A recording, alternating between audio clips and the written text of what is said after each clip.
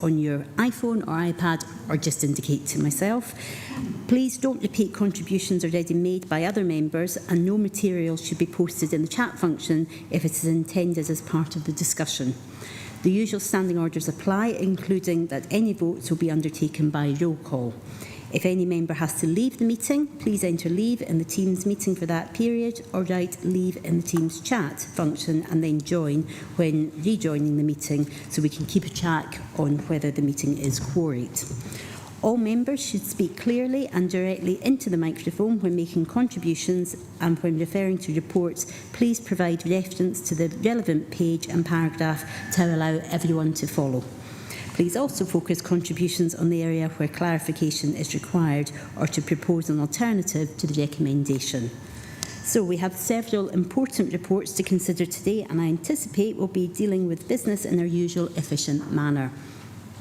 Now, before proceeding with the agenda, I wanted to update members on some important matters.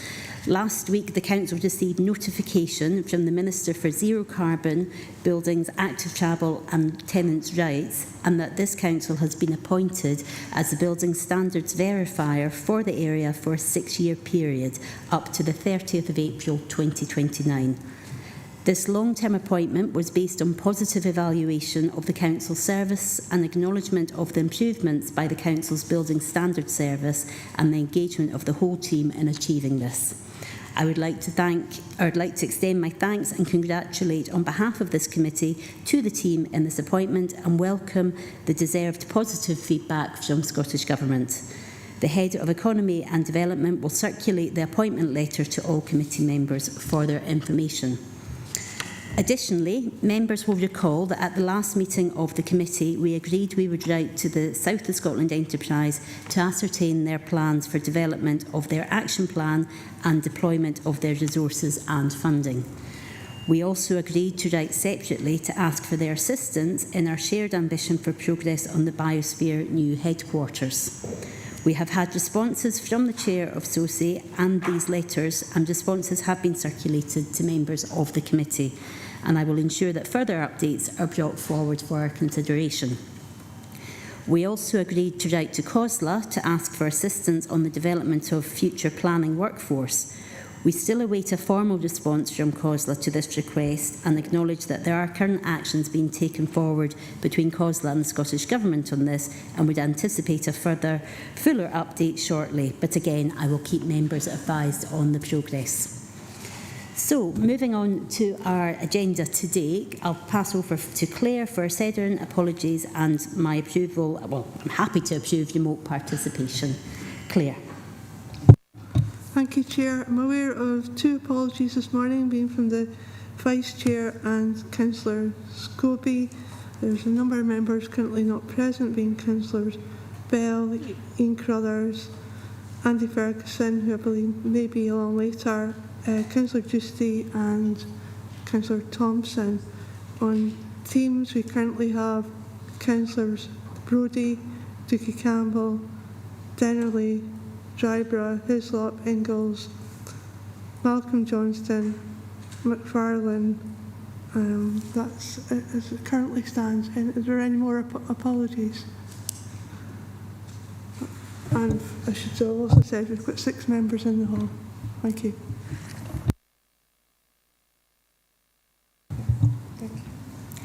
Thank you, Claire. So, yes, I'll just acknowledge I will speak slightly slower for the interpreters, so apologies. And if there's any additional support that's being needed there, please just let me know and write in the chat.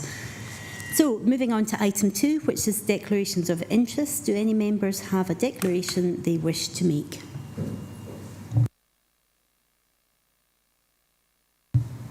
Yes, item 17. Ann Harbour, I'm a member of the Ann Harbour Action Group, but I don't think my interest needs me to leave the room. Thank you. Thank you, Councillor Brodie. I don't see anyone else, so we will move on to item 3, which is the minute of the previous meeting on the 1st of September. I would just also want to thank once again to Councillor Dryborough, who chaired that meeting in my absence. But are members happy to note the meeting that was held on the 1st of September 22? Councillor Dryburgh, I see your hand up. Just happy to know that, Chair. Thanks. Thank you. And Councillor Brodie, your hand is also up. Legacy. Legacy hand, thank you. Done. Great. Thank you very much all. So moving on to item number 4. This is the Climate Change Duties Report for 21-22, and this report presents information to be included in the mandated public body's Climate Change Duties Report for the financial year of 2021 to 2022, which is required to be submitted to Scottish Government by the 30th of November 2022. I welcome the progress made and the continued reduction in the carbon footprint of the Council despite challenges on energy uses highlighted in the report. I've got Paul McCullough here to assist if any members have any questions, and I will open up to the meeting to members' debate. Councillor Beretti. Thank you, Chair. Apologies if I'm a little bit slow in moving the papers around. I've got what can only be described as a tome here. Referring to page 30, paragraph 311, 26 sites across the council estate that have photovoltaic panels.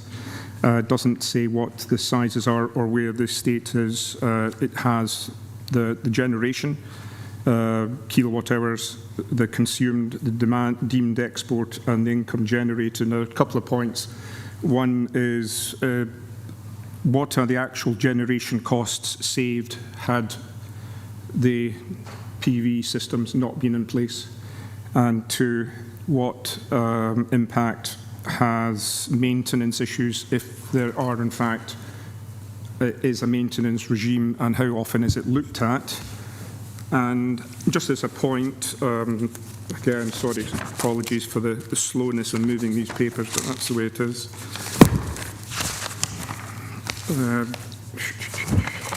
I noticed that on page 27, again, being one of the new councillors, and we're still trying to get our heads around the commitments that were made by previous administrations. And commitment point 4, we urgently review all policies and practices across our council directorates and departments to identify ways in which we can move further and faster on carbon measures. Now, I think that's one of the more important points of that, because that does imply that we should be moving faster on implementation of photovoltaic rollout. Chair. Thank you, Councillor Beretti. Paul, can I pass over to yourself? Yeah, thank you, Chair. So in terms of the first question regarding the amount of energy saved, certainly happy to collate that information in members with regards to the solar photovoltaics. With regards to maintenance, obviously what we do on a 3-monthly basis is ensure that the solar photovoltaic systems are operational and that the meters are being read and fed into the system. So in terms of maintenance regime, we have maintenance activity undertaken around about the inverters, which are the sort of element of this apparatus that can go faulty. So we keep an eye on those as well. With regards to commitment 4, if I can ask Simon Fieldhouse to come in on that. Thanks, Chair.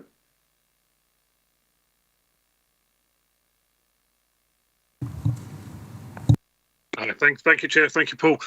In relation to commitment point 4, obviously relating to the Climate Emergency Declaration, things are moving forward as quick as we can. We are still awaiting at this moment in time recognition and members to join the cross-party members group in order to allow us to move that one forward.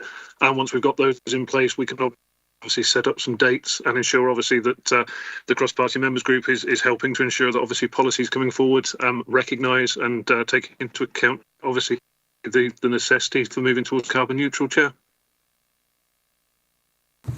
Thank you both. Councillor Beretti, were you wanted to come back in?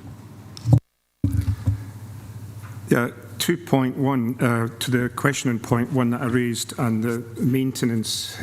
Is it so that not every asset, PV asset, can actually be got into for maintenance, because as far as I am aware, there are placements of PV cells on buildings that you cannot actually get access to for cleaning and inspection of the panels. I agree that the inverters, which are usually located in dry areas and accessible by foot and by anyone, can be looked at, but that is only one component. There are three components of a PV system: the mountings, the cells, the panels and the inverters. Chair, thank you. Thank you, Councillor Beretti. I don't know, Paul, if you want to come back on that one. I think it might be useful just for members to know, what is the maintenance schedule, but I'll pass over to yourself. Thank you. Thanks, Chair. So in terms of the cleanliness of the panels, Councillor Beretti is quite right to highlight that this is an issue in terms of ensuring they are clean.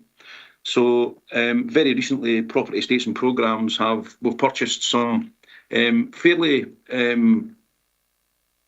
advanced drones that allow us to not solar panels but also inspect our roofs, our gutters, etc., etc. And what we've been doing over the last few months is ensuring that these solar panel systems are clean. And if they are needing cleaned, then we have a measure-term contract in place that we can undertake that work. So we do keep an eye on the solar panels. Thank you. Thank you, Paul. We'll just pause 1 second, just because I'm conscious that the online interpreter is just having some poor connection issues. I just want to check with John that he's able to see okay.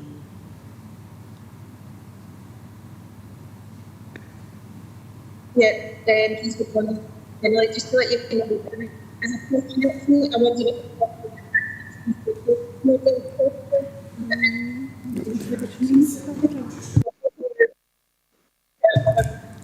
Okay. Thank you. We can't actually hear you at all in the hall, so we'll just pause for a few moments to try and resolve this before we carry on.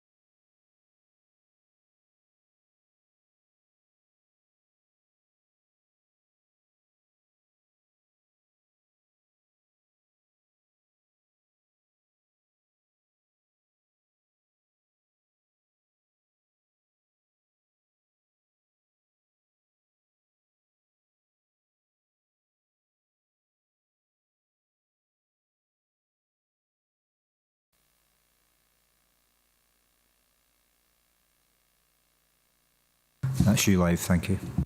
Thank you, members, and hopefully we've resolved... This is back online again, so we're just going to try and see. Yep. Thank you all. We'll just keep an eye on things right now, and if there's an issue, just highlight and we can look at trying to resolve that again. But that's us back live, so we'll just carry on with the debate. Can you hear us okay?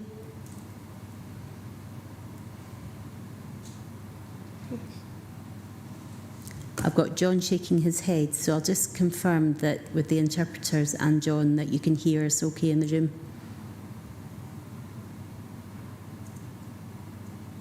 We can hear, but we're just actually with the camera now.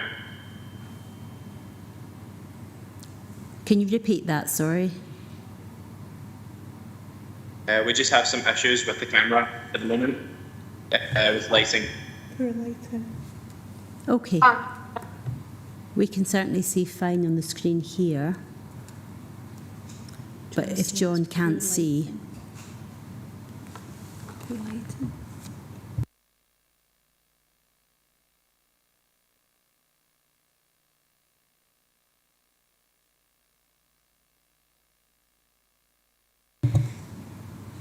We'll see if we can try and resolve this just before we move on, just to ensure that everybody can take part actively in the meeting.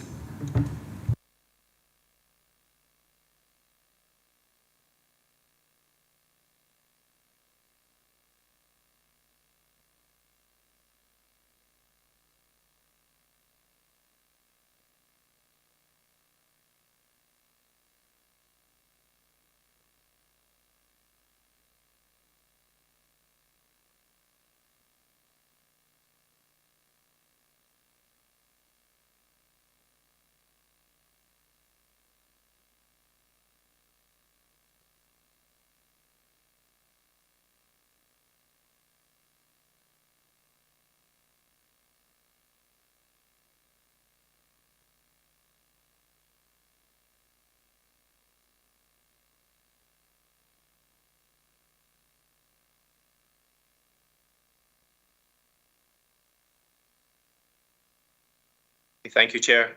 That should be us ready. Okay, let's try again, folks. I'll just confirm with John and the interpreter that we can be heard and John can see okay. Perfect, we've got a thumbs up. Brilliant. Apologies for that, members. Okay, so moving on, we've got various people looking to come in speaking, so I'll take first-time speakers first. So I've got Councillor Dougie Campbell looking to come in.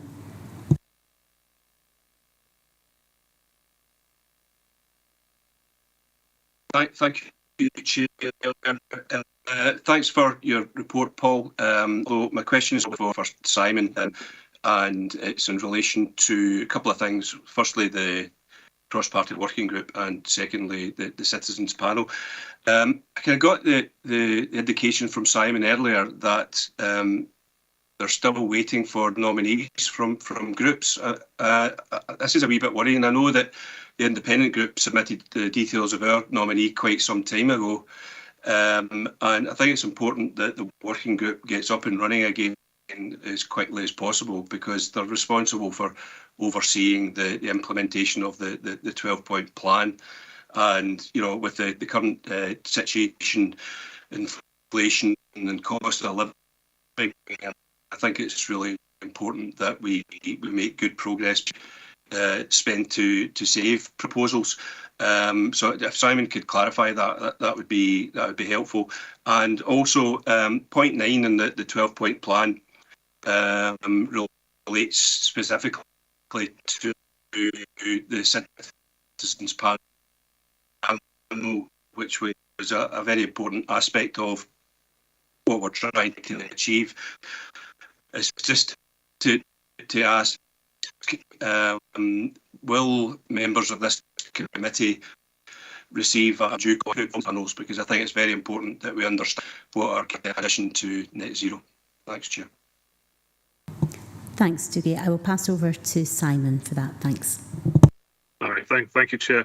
Yes, Councillor Campbell, we've received nominations from the independent group, at this moment in time, following today's close of the meeting, I will just to presentation and nominations for the main member and the deputy, to ensure obviously the cross-party group can be set up as soon as possible.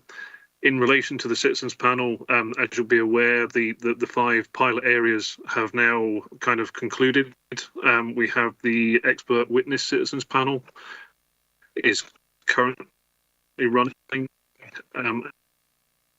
present, with that due to finish sort of, I believe, at the start of December, after which time we will look at bringing a further report back to this committee on the outcomes of those panels. Thanks, Simon. Thank you, Chair. Thank you both. I've got Councillor Dorward next, please. Try again. Thank you, Chair. Sorry. I'm referring to point 3.15. Sorry, Paul, thank you for the report. It's extremely comprehensive and very insightful. And on to the table. So 3.15 on page 31, and the table, slight overall reduction this year compared to last year. And these are in stationery and transport categories. And broadly speaking, says it's due to COVID-19. So to be congratulated on the overall reduction, which is slight, but we're going in the right direction. Paul, can I ask, are there mitigations in place to ensure that we continue at pace, or a similar pace as we were pre-COVID, going forward? Thank you.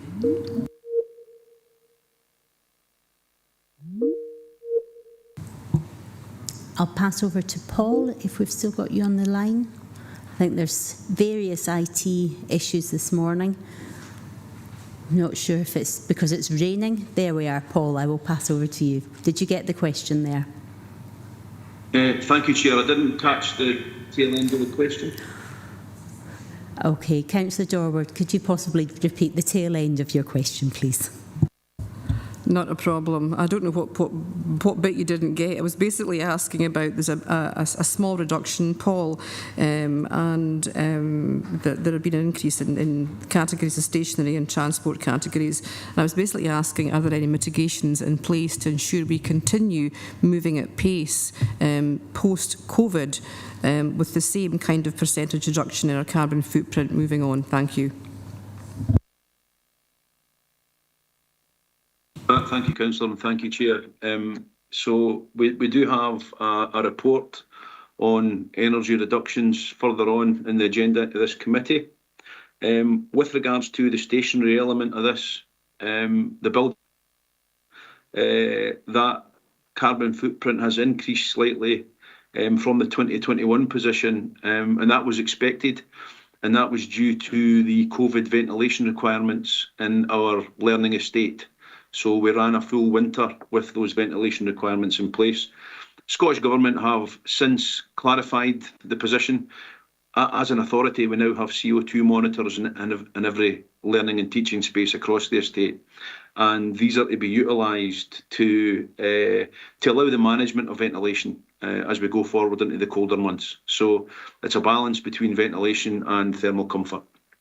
So the report on energy cost reductions will come further on in the agenda. I know that on the transport side as well, there's a lot of good work being undertaken with regards to increasing our electric fleet. And that has clarity on what we do and how we monitor that energy usage. Obviously, it impacts on our electrical costs, but what it is doing is it's offsetting the fossil fuels, diesel, petrol, etc. So we're working with our transport colleagues at the moment to ensure that we capture all of those electrical costs to ensure that we get the correct information in terms of, yes, our electrical consumption is going up.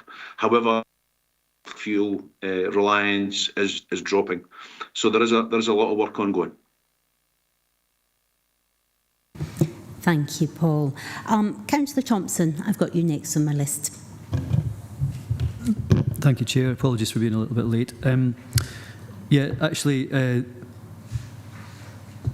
co-leaders already sort of highlighted this, but it's on a similar question tied into Commitment 2, which is really about how far away are we from achieving our 2025 target of being a net zero region. and I know it's a very ambitious target, and that table at 3.16 demonstrates a lot of progress over the last few years, although it seems to have bottomed out for various reasons. And I appreciate the next report will talk a bit more about building efficiencies, which is going to be helpful. But in terms of waste, I think we know that that's had a dramatic impact, just judged in the figures by in the table. It's a wonder why we didn't do it sooner. Transport seems to have sort of bottomed out a bit, and the buildings one does seem to have bottomed out, but I'm trying to understand how we get from there, which is significant improvement, to actually net zero in total, and it'd be helpful if we could see where we're at, because it's only 2.5 years away. Thank you. Thank you, Councillor Thompson. Paul? Yeah, thank you, Chair. Can I pass that question over to Simon? Thanks. All right, thank you, Chair, and through yourself. I think it's obviously from the figures provided today, obviously we've still got a significant way to go. We are obviously, as it's been highlighted, obviously the subsequent report to this obviously looks at trying to look at our building estate and obviously measures to reduce our footprint even further. We are working in collaboration with external partners as well to look at obviously opportunities for larger projects around heat networks, which will obviously have some impact in terms of reducing our, I suppose, our emissions in relation to obviously heating buildings and some of our key estate. The target was very aspirational. We are still looking at that and trying to work towards that, but obviously can only do so within the sort of the confines and funding that we have available to us at this moment in time. Councillor Thompson, did you want to come back? Yes, thanks, Chair. Yeah, no, I appreciate that, Simon, and it's a very ambitious target. I think I'm trying to get a sense of where we started, how far we've come, and how far we've got to go to achieve our ambitious goal. So even if it was presented in an infographic or some kind of illustrative form, it would be easier to get a sense of where we are in the journey, and then that way we can take that leadership to work with partners, which I'm sure will come up later in the next item as well. Thank you. Simon, are you able to come back on that one? Hi, thank you, Chair. I don't have those figures available today. However, taking on board Councillor Thompson's sort of points, we'll see if we can get something pulled together for members of this committee that can show obviously the progression from where we were when we started in 2019 to where we are now, Chair. Thank you. Councillor Ingalls, I've got you next on my list. Thank you. Good morning, Chair. If I can just go back to the polyvoltaic panels.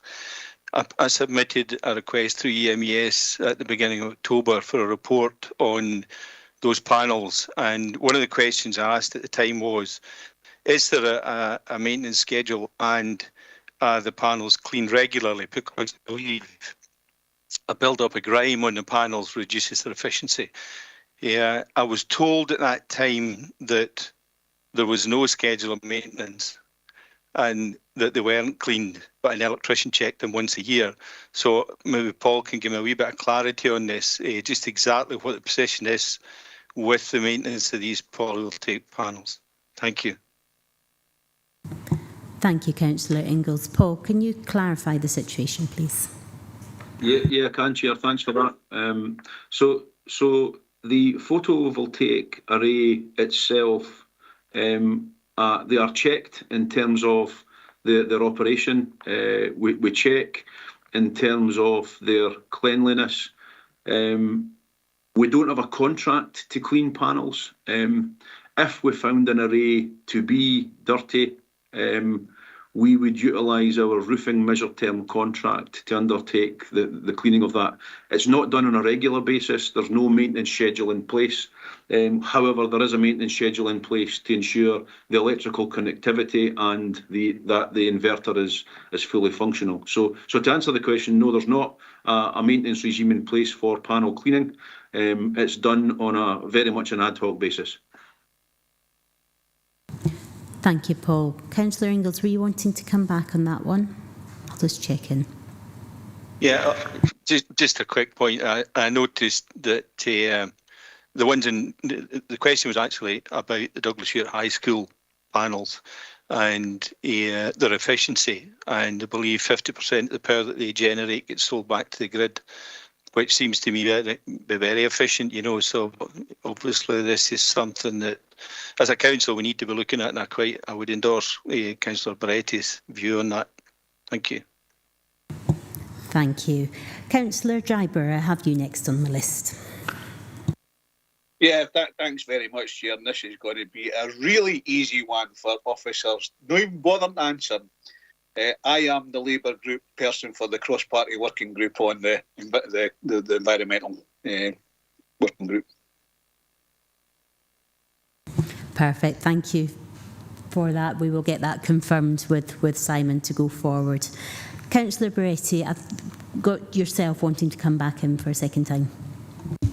Yeah, thank you, Chair. I was actually hoping to pick up on what Paul said before the IT glitch, and I never got a chance. So I'd ask, first of all, Claire, if it was possible, or Chair, is it possible to recount those words that Paul used prior to that glitch, because I don't think Councillor Dennerley heard.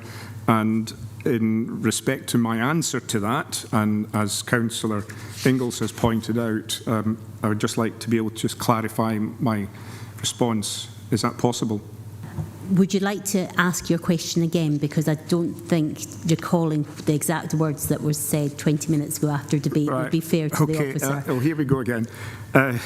It has moved on, and as Councillor Ingalls has already committed and pointed out, that panels are needing to be cleaned. Now, there doesn't seem to, I don't know if there's a protocol or best practice, but we are at a point where if we are to roll out a portfolio of PV across the asset range, we need to have a working progress that guarantees that panels are clean, because the loss in generation can be up to 90% on a single system. Now, from my point of view, if you're losing 90% of your energy, potential energy generated, that is not efficient. And therefore, it is extremely important that from the commitments and the duties, this is carried out. Thank you, Chair.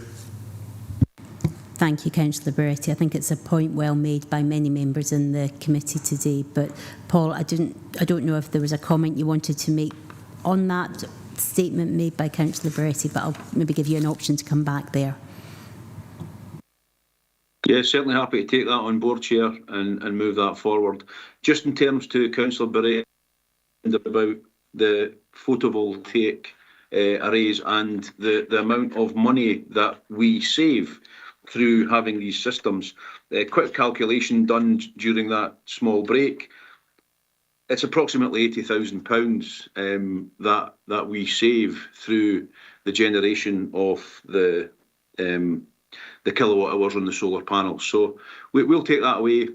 Certainly happy to overview all of the solar panel systems that we've got and ensure that they're functional and clean. Thank you. Thank you, Paul. Thank you, Councillor Baretti. I've got Councillor Slater also looking to come in now. Thanks. Yes, thank you, Chair.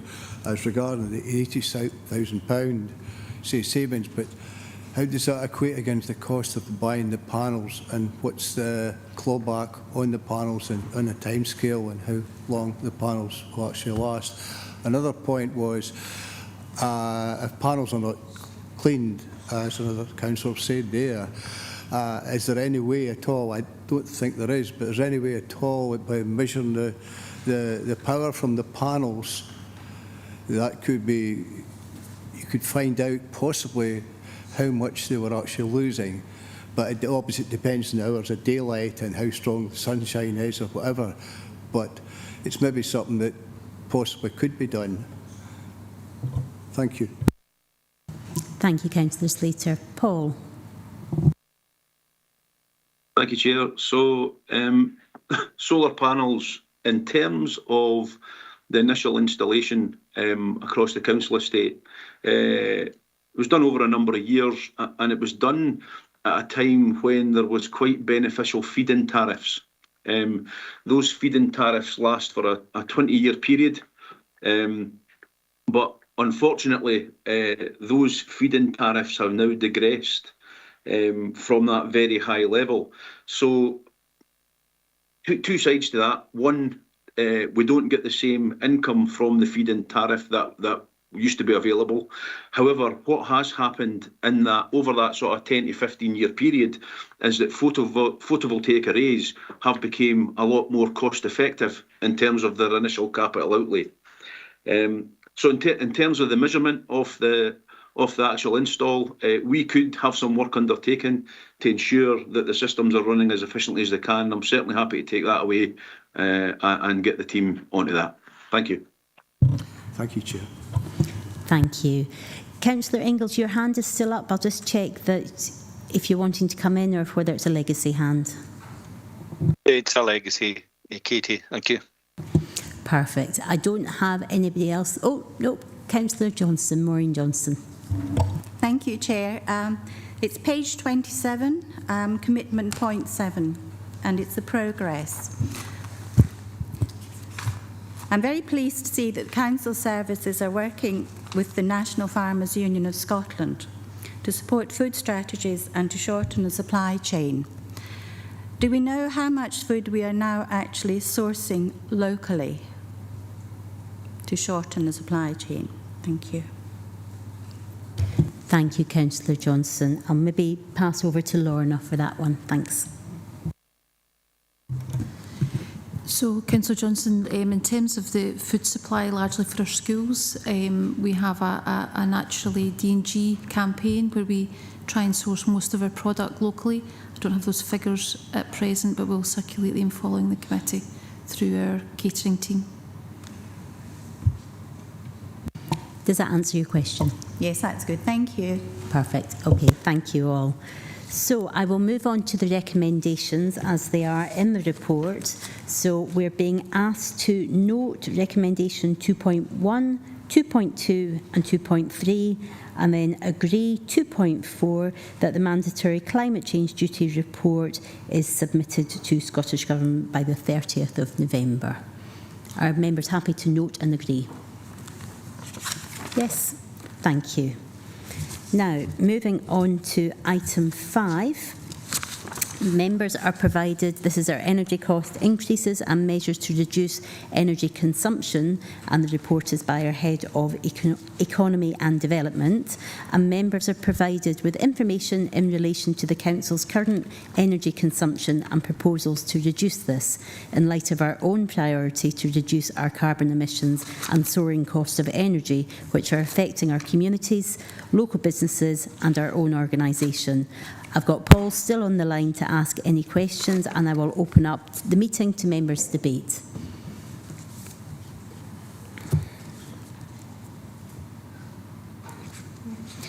Councillor Dryburgh.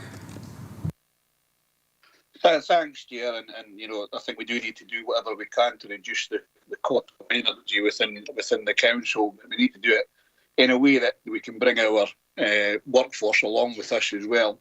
I was at the Health and Safety Committee the other day, and it was raised about the issue of reducing the temperature in offices to 18 by the Unison Safety Rep.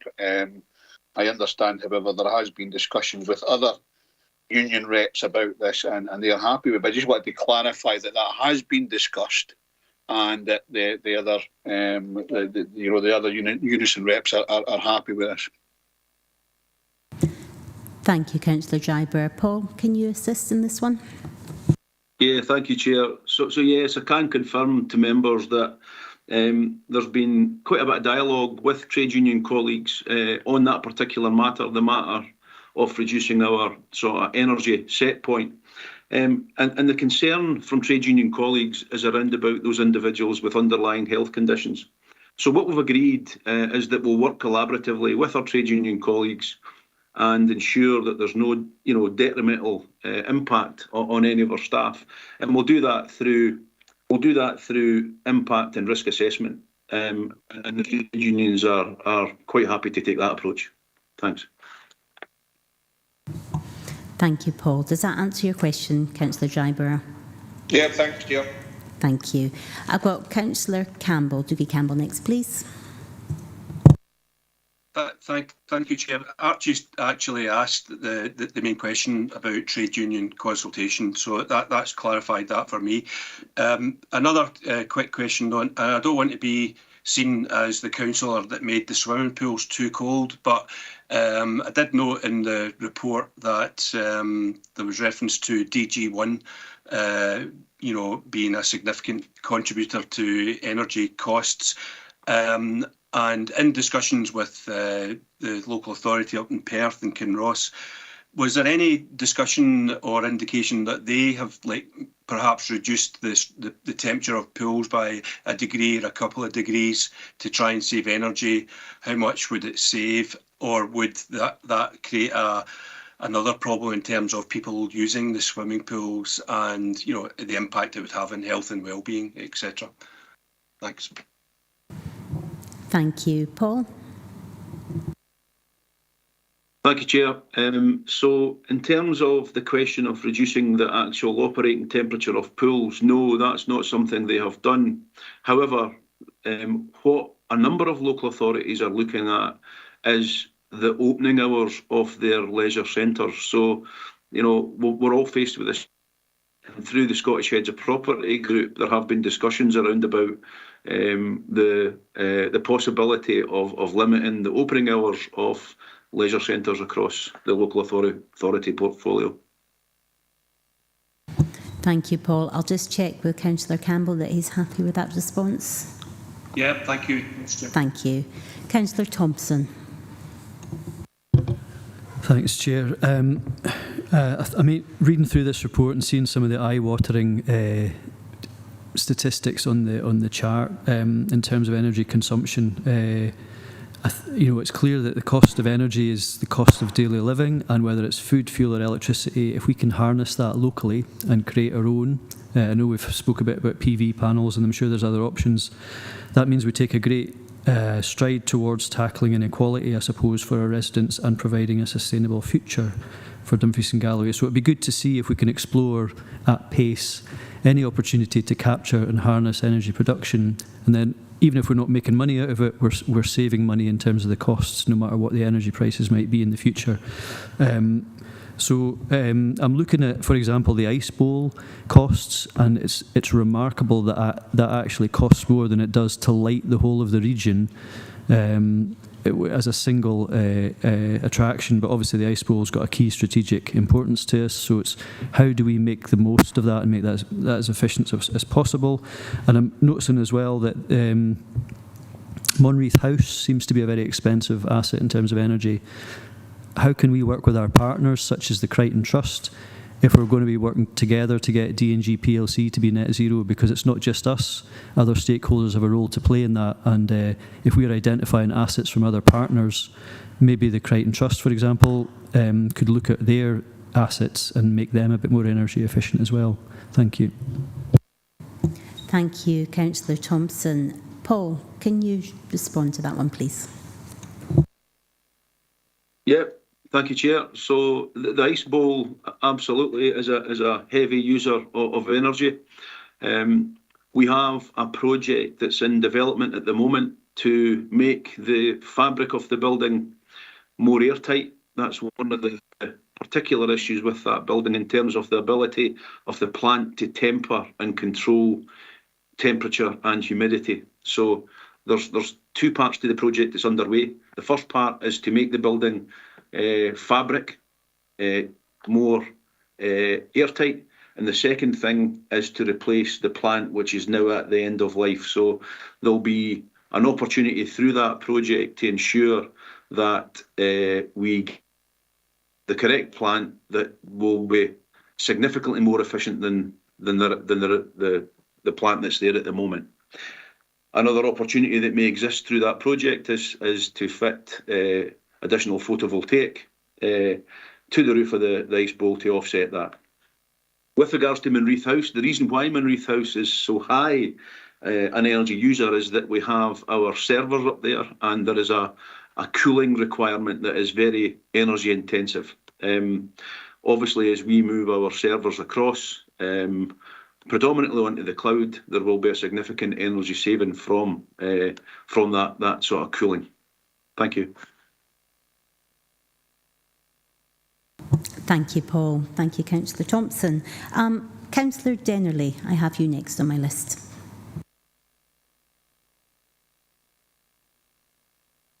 Good morning, Chair. I agree with what Councillor Thompson had said, and I appreciate that being raised with regards to the cost of living increase.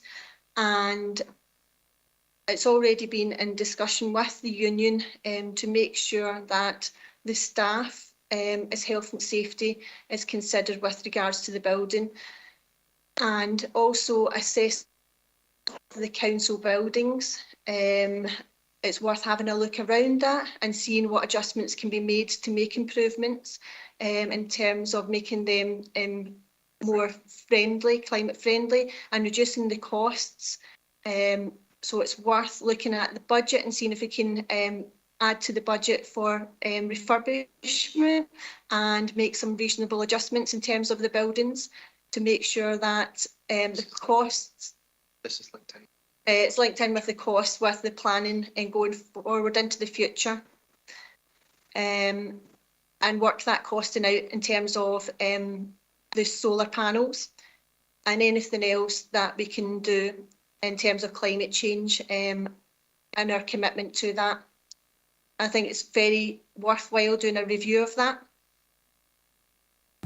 Thank you. Paul, I'll pass over.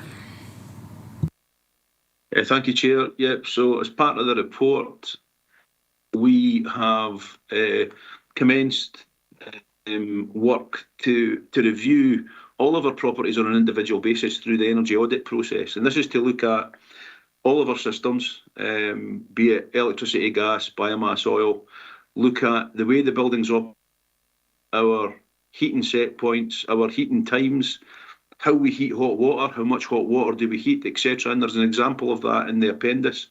And it's looking at where we can make investment to actually save on the to reduce our energy usage on sites. So we're certainly hoping through this process that as this develops, we will come forward with spend to save proposals, which may include things like solar photovoltaics. It may include combined heat and power units. It may include battery storage, depending on where and what it is. So we're looking at this in the whole on an individual building by building basis. Thank you, Paul. Does that answer your question, John? Yes, thank you very much for that explanation. Thank you. Now I have Councillor Slater, followed by Beretti, Ingalls and Dryburgh. So Councillor Slater, you're up. Thank you, Chair. Just asked Paul, some pools now are being covered at night with a type of insulated blanket. Would that help, or would it justify buying something like that to cover the pool at night? Also, as well as heating it, I assume it's heated. Is it heated by gas or is it electricity heated? And going to the ice bowl, is that cooled by pumping brine round the system? Because I know that ice bowls are very, very expensive to run. In fact, many probably don't even make a profit. They're very, very expensive. I know somebody had 3 ice places once, and even that, say, 15 years ago, and they found it very difficult to keep their heads above water. Thank you, Chair. Thank you. Paul? Thank you, Chair. So, yeah, pools covered. We do have covers for our pools, and they're operated by the staff on site. With regards to heating, it depends on where the pool is and what it is, but predominantly the hot water is heat by gas. At the DG1 complex, we do have a combined heat and power unit. So that combined heat and power unit is generating the heat to supply to the pool, but it's also producing the electricity to be used by the facility. So it's a HP combined heat and power unit.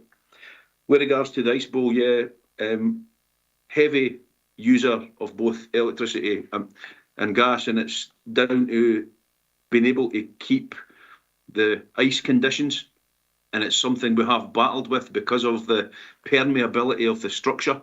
So on a day like today, temperature and humidity-wise, the systems are fighting to try and temper air that is predominantly leaking into the building from the outside. So the project that we've got underway will address a lot of that. Thank you, Paul. Does that address your question, Councillor Slater? Yes, thank you, Chair. Thank you. Councillor Beretti, you're next on my list. Thank you, Chair. Just going on from what Councillor Thompson said, and has also already been mentioned, although Paul has said that there is a potential PV unit going into DG1 over the ice bowl, is this the only system that is going to be implemented in D&G this coming year, given that what we know is likely to happen to the figures on page 38, they're going to go up over this year?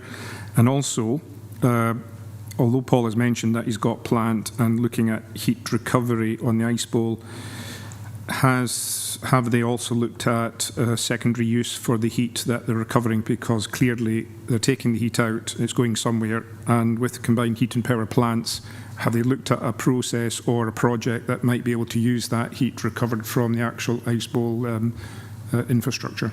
Thank you, Chair. Thank you. Paul? Thank you. Yeah, so the energy audit process will identify opportunities for the council to invest. With regards in particular to solar photovoltaics, there is a business case that will be discussed tomorrow for a significant photovoltaic array on the Locher Moss site. Perhaps I can ask Simon to say a bit more about that. And with regards to the CHP, the combined heat and power unit at DG1, I'm certainly happy to take that away and have a look at that. Simon, could you perhaps give a bit of detail around about the photovoltaic array at Locher Moss, please? Aye, thanks, Paul, and through yourself, Chair. Just a sort of a very brief update regarding Locher Moss. We are working with external consultants to obviously look at the waste site, obviously at Locher Moss, as an opportunity to generate sort of through a sort of a solar array to be installed on that site.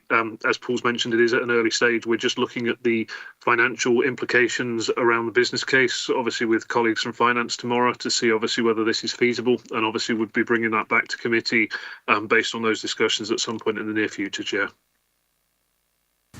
Thank you both. Does that answer your question, Councillor Bertie? Yes, perfect. Okay, Councillor Ingalls, I've got you next on my list.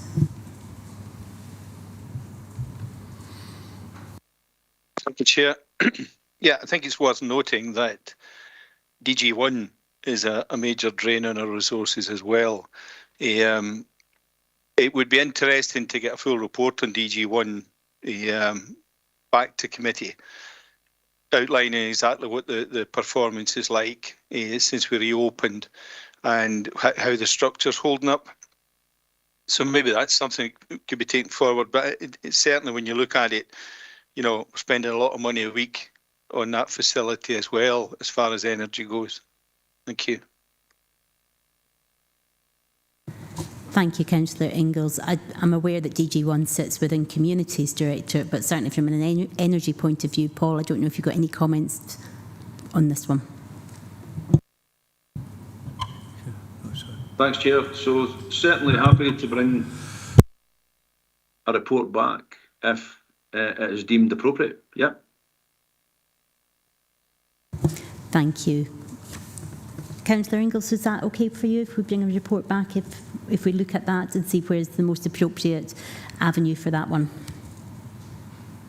Absolutely, Chair. I think I did request it through Communities a while back, and it was promised, I think, for sometime this year or early next year. So, yeah, just whenever. Thank you.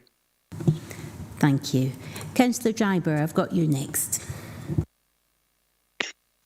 Thanks, Chair. I can confirm that Communities is actually going to get a report on DG1 as part of the Leisure and Sport report coming forward early in the new year. So that will be an action that's already in place and stop another action being happening through this committee.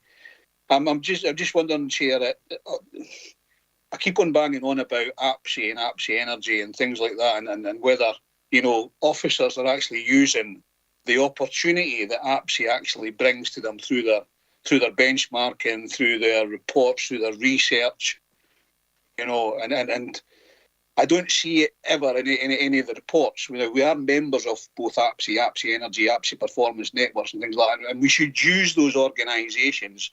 We talk about using partners, and that's one of the biggest partners we've actually got. So I'm just wondering if we're actually using the information, the partnership, that we're actually funding as a council, being a member, to use that information to support us in the things moving forward. Thank you, Councillor Dryburgh. Yes, certainly no shortage of emails from APSI reminding me of various workshops that are taking place. But Paul, could you maybe give us an update on where we are in terms of utilising that information? Yeah, so in terms of the wider energy management function, we do tap into that APSI information in terms of the benchmarking. What we also have in Scotland is a thing called the Scottish Energy Officers Network, and that consists of the equivalent energy managers across all local authorities. So there's a lot of benchmarking done through there as well. But Councillor Dryburgh's point's well made, and we'll certainly look to see if we can explore what other benefits that APSI could bring to the whole management process. Thank you. Does that answer your question, Archie? Yeah, thanks. Perfect. Councillor Slater, I've got you looking to come back in again. It's a question, thank you, Chair. It's a question for Paul again. This might be for communities, I must admit, but councils now, some councils now are actually buying land out with their area and fitting solar farms and bringing the electricity back to their area. In fact, one council has rented the roof of a very large building to fit it with solar panels. So therefore the company that owns the roof and the building gets the money for the rental, and the council get the electricity from all the solar panels. I just wondered if this could be for the future. Thank you. Paul?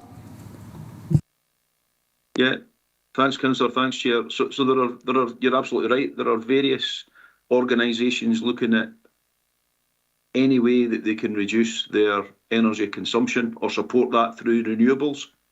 So I'm aware that some local authorities have sought to accelerate the photovoltaic farm arrangement through either lease of land or use of existing land, and that's something organisation.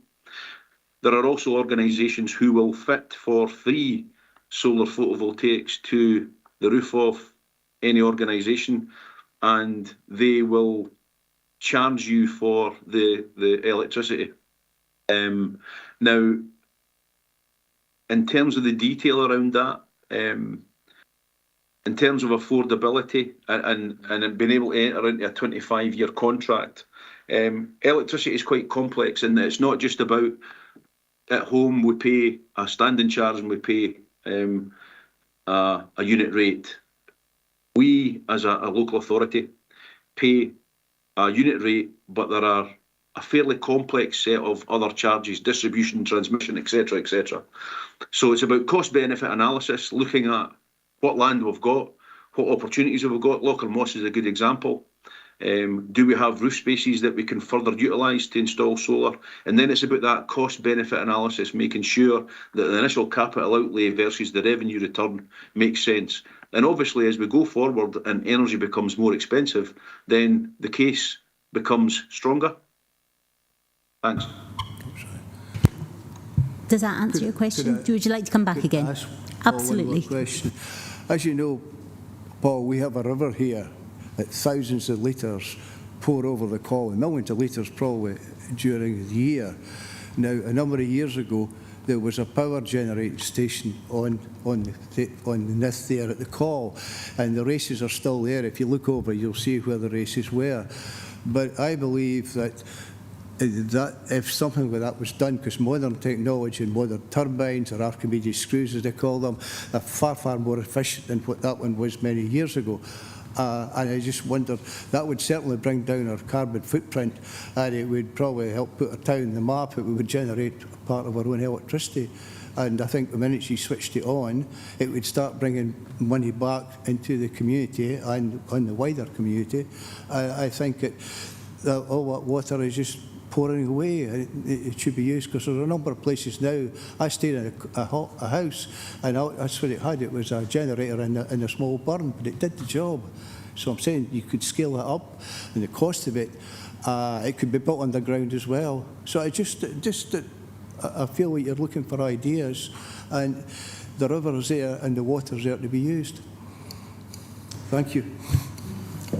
Paul? Chair, perhaps if I can ask Simon to come in at this point, because I know that Simon and his team did look at that screw solution or a proposal to involve the river in electricity generation. Simon, perhaps you could expand on that? Aye, thank you, Paul, and through yourself, Chair. Yeah, just to reassure Councillor Slater that the sort of the micro hydro opportunities on the coal on the Nith are being explored and being looked at. Some work was undertaken back in 2006 to look at the sort of the preliminary findings. As Councillor Slater has obviously indicated, technology has moved forward. I believe there is an Archimedes screw that sort of powers Ayr College now, obviously up in sort of Ayrshire. So we are looking at the opportunities around that, and obviously we'll come back with a further report once we've obviously concluded some feasibility work to look at what sort of costs we might be looking at. Thank you very much.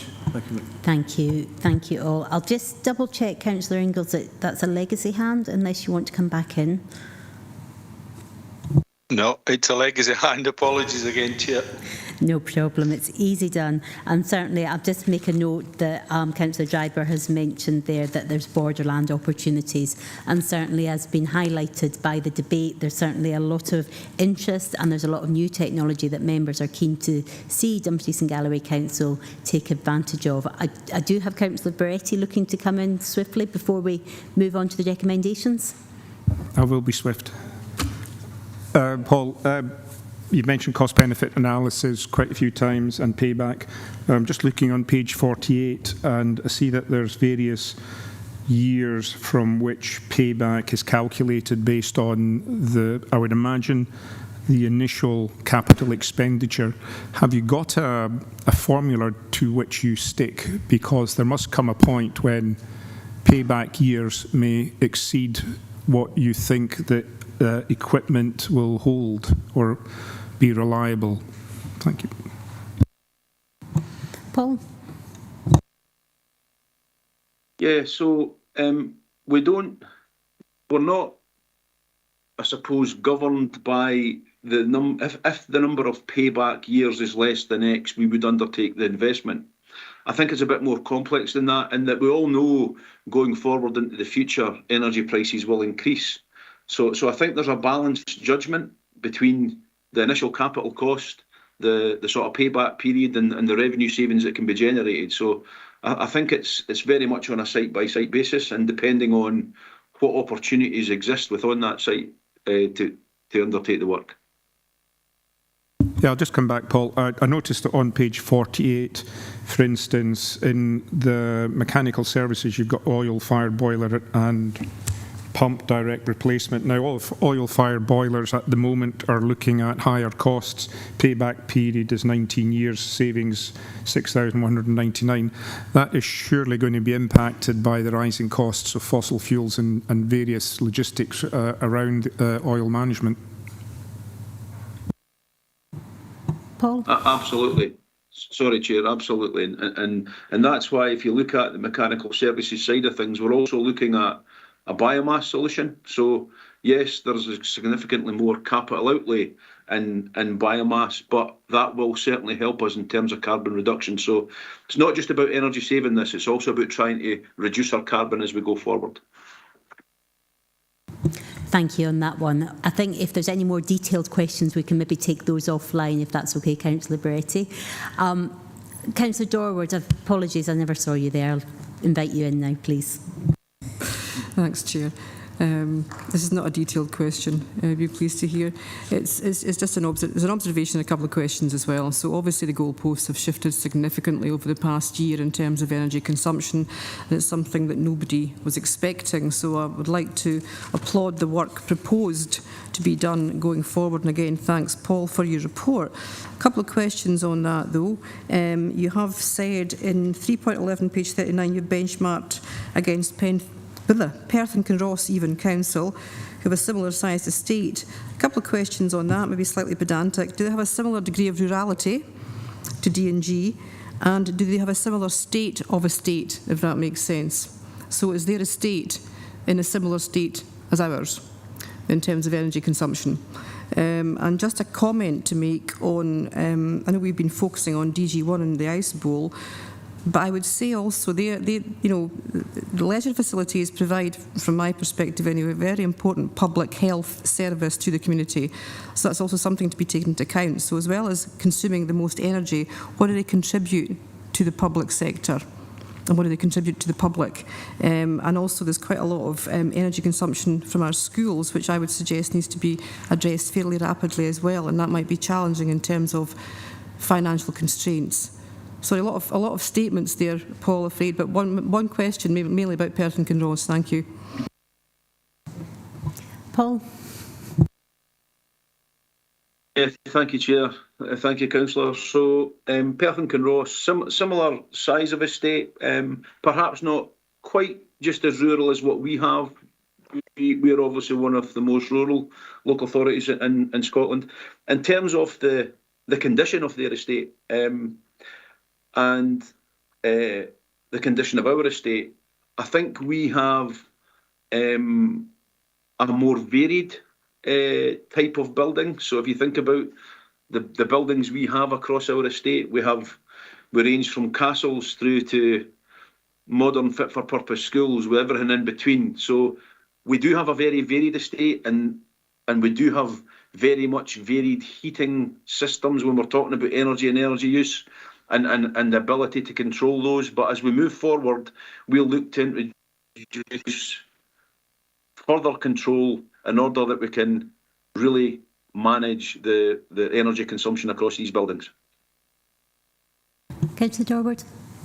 Thanks, Chair. Thanks, Paul. Is there any future planning in terms of benchmarking against other local authorities? Thanks. Paul.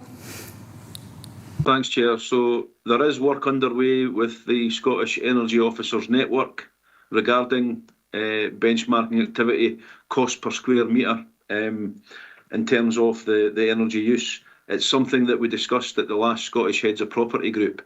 So energy has become a very, very important issue for all local authorities, and it's certainly something that, as we get that benchmarking data and as the work's undertaken, we'll bring back for members' information. Thank you. Does that answer your question? Yes. Okay, members, I'll move on to the recommendations of the report before us. So we are being asked to note 2.1 and 2.2. Are members happy to note this? Yes. Agree 2.3. Agreed. And note 2.4. Noted. And to agree in principle 2.5 and to agree in 2.6 to receive further reports. Are we happy to agree those final two? Yes, thank you, members. Moving on now to item 6. This is the Local Development Plan 3 update and the Development Plan scheme. So this report asks members to approve the consultation mandate for preparation of the Council's next Development Plan, LDP3, and the latest edition of the Development Plan scheme. We are also updating the planning reform changes in Scotland and how these will impact the preparation, content and the delivery of LDP3 and the resources required to prepare this. So I've got Shona McCoy online, who's here to assist members who have any questions, and I'll open up the meeting to members' debate. Councillor Dryburgh. Yes, thanks very much, Chair. It's page 53, 3.21. Previous reports to this committee have advised members that the preparation of an LDP is resource intensive And it goes on further to say that the development plan staff has almost halved since the LDP1 was repaired. The creation of a project board and utilisation of place principle helps share information, knowledge and limited, but that doesn't bring in a sort of programme of, consistent reports, because we don't have the staff to actually do it. I just wonder if there's the opportunity, and I'm imagining that under the recommendations and the funding available to the planning department because of the work that was done earlier on a couple of years ago, that you're going to have the resource available to make sure that this very important document, especially when you're talking about sense of place and things like that moving in, there's going to be new issues that come up through a local development plan. I just wanted to make sure that that resource is going to be available, but also make sure that the programme is actually going to be hitting the time it requires. Thank you, Councillor Dryburgh. Shona, I'll pass over to yourself. Thank you, Chair. Thanks, Councillor Dryburgh. Certainly when we were preparing the draft timetable that's in the development plan scheme, we have been very mindful of the available staff resource that we have to us, and hopefully will be able to hit the targets and the deadlines that we have set in there. The project board will play a role in keeping us to that timetable. Should we find that there is slippage, we do have the opportunity in future development plan schemes to update and refresh our timetable for the preparation of LDP3, and that's certainly something we will keep under review. As it says in the report, the development plan scheme should be updated at least annually, so we have that opportunity to keep the programme and timetable as up to date as possible. Thank you. Does that answer? Yep. Okay. I've got Councillor Carruthers with his hand up. Thank you, Chair. Just briefly, it's quite a simple question, I think, for yourself, Shona, in regards to, it talks about, both in the report and in the appendix, in regards to the development plan scheme itself, consultation and engagement over the next few years. I just wonder if you could describe to us that obviously there's a difference between consultation and engagement, but just the mechanics of that, how will you actually fulfil that duty? Consultant being answered, we're asking, I think my understanding is we're asking the members of the public business, so on and so forth, what would they like to see and how would we potentially put that into a plan. And the engagement is then informing them or updating them in how we've actually implemented that, looked implemented. But personally, I think engagement-wise, quite a lot of that feedback can be important in regards to gathering that and then resubmitting it or even potentially adjusting our plans as we go forward. I think that is the main point. Call for sites, I didn't see that. Is that something that's going now, Shona, call for sites as well? Thank you. Shona? Thanks, Chair, and thanks, Councillor Carruthers. Picking up on the first point there, we have been quite careful in the development plan scheme about trying to make the difference between engagement and consultation. And at different points in the plan preparation process, there is the opportunity for public stakeholders, anybody to engage and actually, feed in to that plan preparation process. And then as we get further through that preparation, it's more about consulting on what is in the version of the plan. So hopefully we've been able to make it quite clear in our timetable and the participation statement that the work being done at the evidence report stage is more about engaging, and then at the very early stages of when we're preparing the plan, that's also about engaging. A big change that's happened this time, of course, is the role that local place plans will play in the whole plan preparation process, and that gives us another opportunity for communities to fully engage in that process. So hopefully we've made that distinction clear enough in the development plan scheme. As for call for sites, the government have changed that now to a call for ideas, and it is our intention to run that process, but it won't happen until early 2024 because the evidence report stage that we do first has to be very high level and should not be site specific. So, as I say, our timetable is suggesting that we will run that for 12 weeks, beginning of 2024. But any key stage, we will do, as much communication, publicity, information sharing as we can. Thanks. Thank you, Shona. Hopefully that answers your query, Councillor Carruthers. Yep. Okay. Chair, just on the back of... Thank you, Chair. Sorry, just on the back of a point that Shona made there, the local placemaking. I did actually watch a YouTube video on that, Shona. It's really well, but I just wondered in regards to, if say a larger or a smaller settlement, it is about small communities particularly, if they're willing to come forward, picking up on Councillor Archie Driver's point earlier, have we got the resource to support that type of representations that are being made? It looked reasonably complex for lay people, from what I could see. So, but I think it's important that we do everything as a council to try and support that. Thank you, Chair. I'm not asking anymore. Thank you. Shona, I don't know if you wanted to comment on that.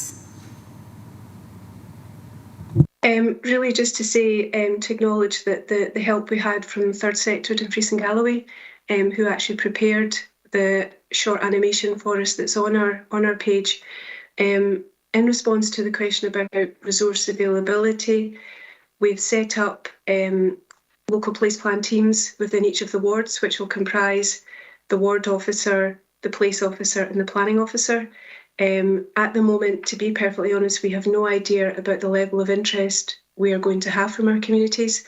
So it's quite difficult to honestly answer that question about resource availability and how much we can meet the demand, because we don't know what the demand is. Thanks. Thank you, Shona. I think it's one that we need to keep an eye on and obviously get relevant reports coming back as necessary, if I may make that suggestion. Councillor Thompson. Thanks again, Chair. Yeah, just to welcome this report, and I actually took quite a lot of heart from page 51, 3.11. I think there seems to be a drive towards more accessible information for people, which I think is a good thing in terms of less text, fewer policies, more maps and sort of place-based resources, which is useful. And just in terms of the timescale and resources as well, it does seem to, when I read this, I sort of took to understand that it did seem to be phased in terms of the resources, matching that against the various stages in the engagement, consultation and call for ideas, etc. So I thought this was a well-structured report and it seemed to make a lot more sense. I certainly found it easier to read than previous iterations of LDP reports, so I welcome that and thank you. Thank you, Councillor Thompson. I'm not sure if there was a question there as such, but just a comment has been well made, and certainly one that I would echo. Having gone through the LDP2 process, I think there was a huge interest from the public, and it's important that we acknowledge that. But Councillor Dorward, I've got you coming in now. Thank you again, Chair. In terms of resources, at 3.20 is a question. The gate check process. It says on page 61 of the Development Plan Scheme document, the Scottish Ministers appoint a reporter from Scotland's Planning and Environmental Appeals Division, etc., etc., etc. This is a new process. Are we fully cited on this, and are we prepared in terms of the audit process, as it sounds like an audit process to me anyway, it might not be, as part of submitting the LDP. Do we feel we have enough information on this? Thanks, Shona. Shona? Yep, thanks, Chair, and thanks, Councillor Dorwood. The evidence report stage is a completely new step in the process. So we are working closely with our colleagues across Scotland and heads of Planning Scotland. And there is a working group that's been set up with local authorities, excuse me, and various representatives from the key agency group.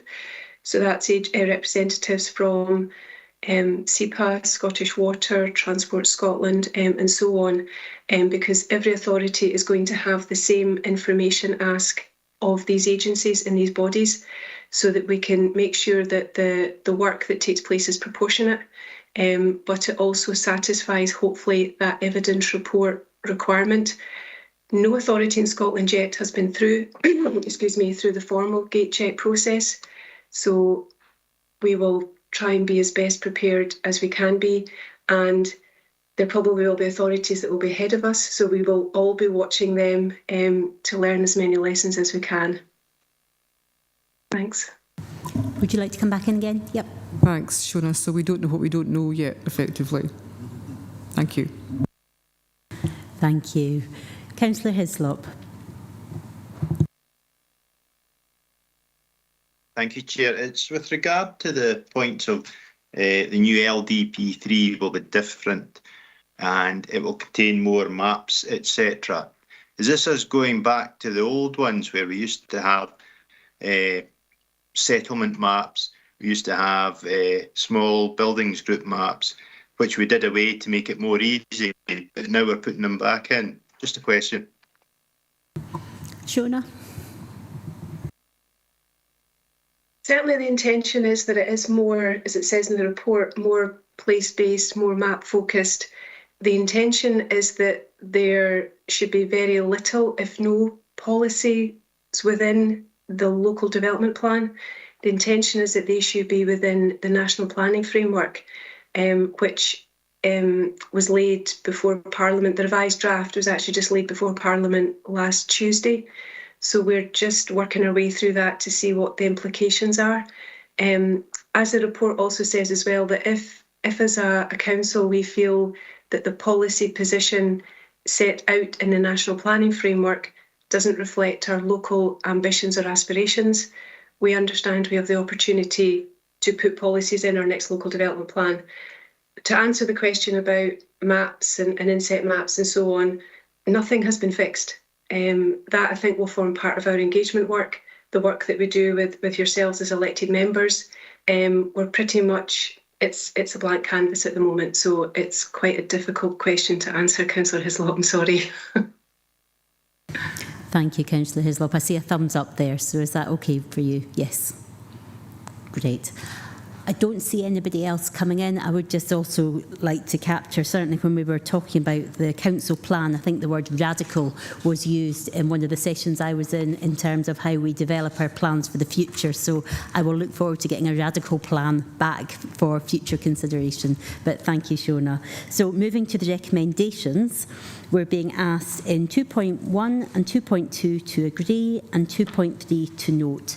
Are members happy to agree and note? Thank you all. I am conscious of the time, just because we've been sitting in the hall for an hour and a half now. If members are content, we can maybe just take a 10-minute comfort break and then come back at, say, well, not quite 10 minutes. If we come back at 5 past, would that allow members enough time just to have a short comfort break? Thank you.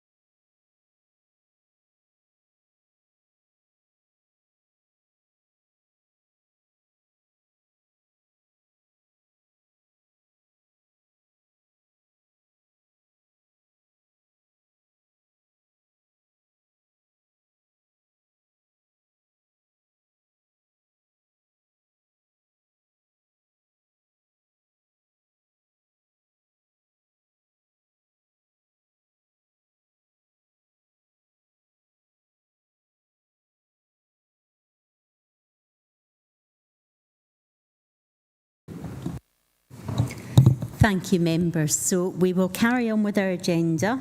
So we're moving on to item number 7, which is our eagerly awaited report on the vacant and derelict land and property strategy. And we're provided an update of the consultation carried out to assist in the preparation of a draft vacant and derelict land and property strategy. The report seeks our agreement to the strategy and the associated proposed action plan to ensure the Council can deliver on this. In addition, members are updated on Stage 1 applications to the Scottish Government's Vacant and Derelict Land Investment Programme.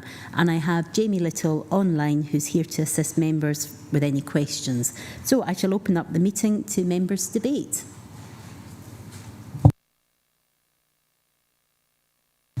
Councillor Dryburgh. Yeah, thanks very much, Chair, and thanks, Jamie, for the report. It was, as you say, Chair, a long awaited and obviously one which is very important to members in all wards across Dumfries and Galloway. My concern about the report, Jamie, although it's a good one, is it's a bit light on what councils can actually do to enforce things. And I'm just wondering if there is a further opportunity to ask if there is going to be any sort of legislation coming forward that will allow councils to enforce any actions, you know, on top of what there is already there. It seems to be very much a let's play softly approach by councils to doing things. But I see this as an extremely important policy in that when we look at town centre and things like that, you know, they're trying to get things improved in town centres, trying to get buildings that are derelict. We just, you know, we don't have a lot of clout, as the case may be, and it's certainly one of the things that the Vice Chair was on about when he asked for it to come forward. So I'm just wondering if there's anything that's happening in the background that we don't know about to give councils a bit more clout in enforcing. Thank you, Councillor. I'll pass over to Jamie. Yeah, thanks, Chair. Thanks, Councillor Dryburgh. As you mentioned, through the consultation, we certainly recognised that enforcement was one of those topics that the public certainly wanted to see more of. The Council is restricted in a number of ways in terms of the action it can take. And what we have set out in this draft strategy is an approach to both lobby the Scottish Government for additional powers to be given to councils, but also for them to make progress around the compulsory sales order, which is something that they have within the Scottish Government manifesto during this parliamentary session that they will put in place.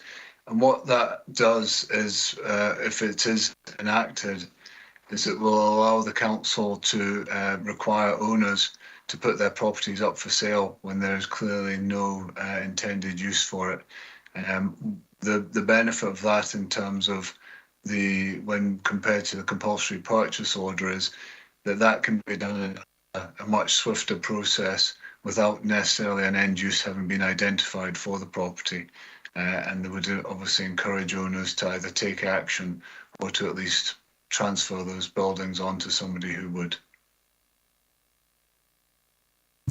Thank you, Jamie. Does that answer your question, Councillor Dryburgh?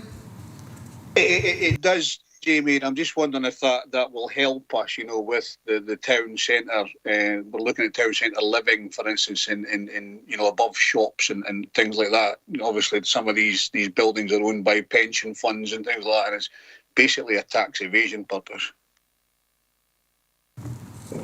Thank you, Councillor Dryburgh. Yep, I've got Councillor Barretti next, please. Thank you, Chair. Just want to maybe articulate something that Councillor Dryburgh would have probably said and has just been highlighted as the compulsory sales order, which we're hoping which will progress through Parliament and allow the councils to carry out something that the public want. Will there be get-out clauses that individuals or companies could potentially use to avoid the council actually taking action? I know it's not yet, but have you seen anything that might be of concern to us that we should be making note of? Thank you. Jamie? Thanks, Chair. Thanks, Councillor Berretti. At this time, I've not seen any detail as to what will and won't be included, and we would anticipate that there will be a consultation with local authorities at the appropriate stage. What we will do, though, is look to other areas such as south of the border where things like compulsory sales orders are in place and try and identify any weaknesses that we may wish to reflect back in that consultation. It's obviously important to the Council that we try and identify those at an early stage so those can be mitigated, particularly in our consultation response back to the Scottish Government. Thank you, Jamie. Does that answer your point, Councillor Berretti? Yes, thank you, Chair. That's excellent. Thank you. Thank you. I've got Councillor Thompson next, please. Thanks, Chair. Yeah, so obviously would emphasise and reinforce the points that have already been made. We need to have the mechanisms in place that are going to actually allow us to take the action we need locally. I'm just wondering, compulsory sales orders seem to be the missing piece of the jigsaw in terms of addressing non-public sector bodies in Scotland. So whether that's MOD or private owners or other people who have allowed their properties to become derelict or vacant, I think that's much needed. I'm just conscious that CAT processes, for example, and other public sector bodies, it doesn't really touch the private side of things. So it's not really able to be used in that sense. So I'd certainly support other members in lobbying for that to be taken forward. I'm just conscious as well, though, that we have a lot of properties that maybe fall under the 0.1 of a hectare element, and I know that's touched on in the strategy, which I welcome, by the way. So could we ensure that any legislation that does come through doesn't only apply to things over 0.1 of a hectare, so that we're not caught out in a rural area where a lot of the properties blighting our communities are smaller than that? Thank you. Thank you, Councillor Thompson. Jamie? Yeah, as mentioned, we've not seen the actual detail around the legislation at this time. The definition around 0.1 hectares is specifically used for the Scottish Vacant and Derelict Land Register, rather than having been put into any legislation at this time. The other legislative powers that do rest with the Council don't require buildings or sites to be over 0.1 hectares. So we'd anticipate that it would be the same in the development of a compulsory sales order legislation. What we will obviously do is be mindful of that, though, to ensure that when we are consulted, that we are mindful that there is that potential risk, and we'll certainly respond on the basis that Councillor Thompson's mentioned there. I've got a thumbs up from Councillor Thompson here, so thank you for that. Oh, no, he's wanted to come back. Apologies. Yeah, no, it was just actually, I'm just wondering that obviously as we go towards adopting this and making it happen, as it were, will we get the chance to review how well it's working and what impact it's having on the communities that we're trying to serve? Thank you. Jamie, are you able to come back on the review of the policy? Yes, yeah. If members wish, we can certainly look to provide regular updates in terms of how the strategy is being delivered. There is an action plan there that we would certainly intend to monitor, and that offers an opportunity to report back to members on delivery. On an annual basis already, we are reporting to the Scottish Government on the Vacant and Derelict Land Register. So there is an element of that work already being undertaken. But happy to take that on as a further action to provide regular updates on the action plan delivery. Thank you, Jamie. Yes, I think we'll maybe come back to that when we look at the recommendations, to maybe embedding that into the report, but thank you. I've got Councillor Hislop looking to speak, and then Councillor Slater, I'll bring you in. Thank you, Chair. It's with regard to the ability to compulsory purchase if required. That can be a blessing. It can also be a problem, owing to the fact that I know in my own ward there's a large derelict site, and contamination might be an issue with it, and therefore it could be the case that if we're going to look at derelict sites and purchasing them, is the money there to help us clean those sites if contamination is there? or are we going to be landed with a bill for something that we didn't see coming at us? So I think we have to just watch this carefully to make sure that anything that does come forward in the legislation actually allows us to do what we want to do, and we don't get unintended consequences which might cost us more money. Thank you, Councillor. Jamie? Yep, thanks, Chair. Thanks, Councillor Hislop. Obviously, that is a significant concern for the Council, that the majority of the enforcement actions that we can take can then land on the Council to actually carry out the works should the owner of the site actually default on that. So it is a serious concern. We need to be mindful of that throughout the process. In terms of the compulsory purchase order, we would anticipate that there would need to be an end use identified, hopefully in collaboration with the community and potentially a delivery partner. And within that process, certainly the intention would be to not just identify funding, but ensure that we had robust assessments of any land or buildings that were going to be transferred either to a community group or one of our other partner organisations. Thank you, and I see a thumbs up there from Councillor Hislop. Thank you. Councillor Slater. Thank you, Chair. This is a question for James and Land Registry. BBC One, Martin Geisler, has been dealing with that in Who Owns Scotland, and it's very, very difficult to find who owns some of these parts of land in parts of Scotland. So a part that can go as far as the Cayman Islands. But I just wonder if you know these buildings and land, do you actually know the owners or not? Thank you. Jamie? Thanks, Chair. Thanks, Councillor Slater. Yes, so in terms of new requirements that are placed on landowners, there is a requirement for all registers of Scottish land to be logged on a national database. That is set out within the strategy. But what the Council can also do is we can carry out title searches to try and identify owners. We do have that power and ability. It can be very complex, as some of the situations we've been dealing with recently where there are multiple owners or changes of ownership. But we do work very closely with our colleagues in legal services to ensure that we're identifying the actual landowners so we can approach them for discussion and action if required. Thank you. Does that answer your question, Councillor Slater? Just one other part of it. I believe this registry is still being compiled. Is that correct? Thank you. Jamie? Yes, that's correct. It is. Yeah, thank you. That is correct. It's still being compiled. Yeah. Thank you. I've got Councillor McFarlane next, please. Yes, thanks, Chair. Can you hear me okay? We can hear you fine. That's fine, thank you. Yeah, just to seek a little bit of clarification, Councillor Hislop made mention of compulsory purchase, but prior to that, we've been considering compulsory sale. Clearly, if it's compulsory purchase, as Jamie says, we've got other considerations.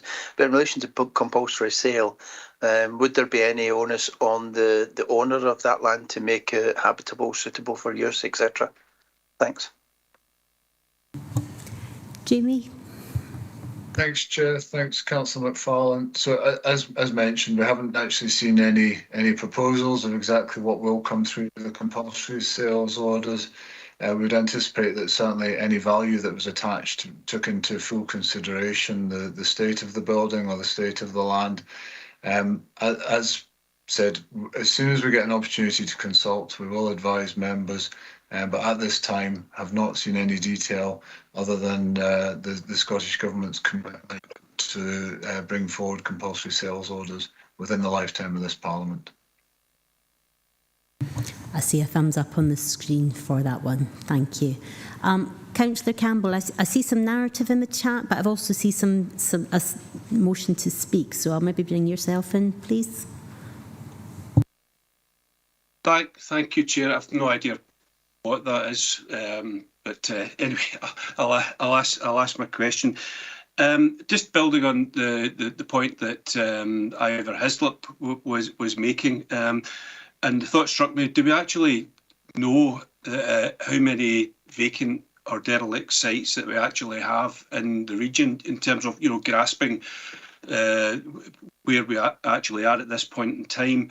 And I was at a community council meeting recently, and I think there's danger of raising expectations in terms of the support that council can give to address sort of community desire to develop a particular site, and do we have to sort of temper to an extent those expectations, because I think resources and funding are going to be a significant issue moving forward.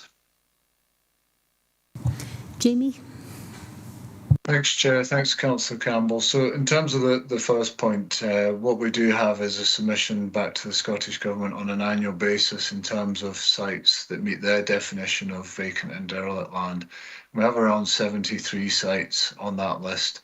Also the size varies from 0.1 right up to some very large sites like the MOD site in Eastriggs. So there is a register, there is a record taken at this time in terms of the new definitions being proposed within the draft strategy.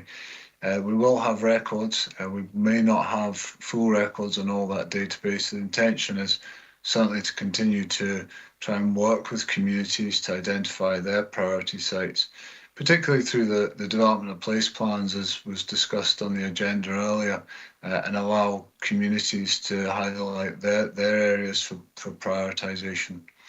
It is, as you say, important that we do recognise that the council can't intervene in every single case, and we are recommending that there is a prioritisation and a risk register that is developed on the basis of the responses from the public in terms of what they really want to see targeted for action. The main point that we received in terms of the questionnaire responses was that danger to public was the most serious issue. And so the intention is very much to develop that risk register and prioritisation of sites, recognising we will not be able to intervene in every single case. Thank you, Jamie. Does that answer your question, Councillor Campbell? Yeah, it does. And I guess as elected members, we've got a responsibility to temper expectations to a certain degree, because there is, I've certainly detected in one ward genuine interest in the potential for this strategy moving forward. Thank you.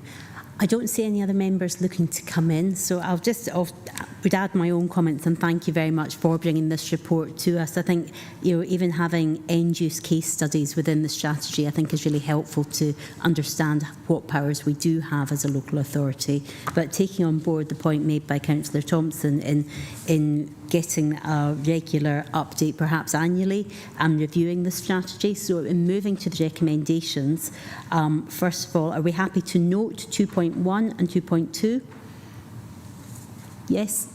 And then in 2.3 to note the stage 1 application for the development at Cotton Street, Castle Douglas. Happy to note.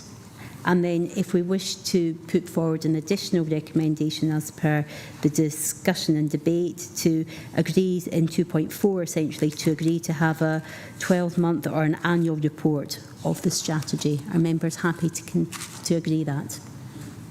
Thank you. Thank you, Jamie. Now, moving on to item 8, we have our report which provides an update on the People's Strategy from 2021 to 2026 and the progress that has been made in the last 12 months. I've got James McDowell and Mike Shepley here in the hall who are here to assist members with any questions, and I'll open up the meeting to members' debate.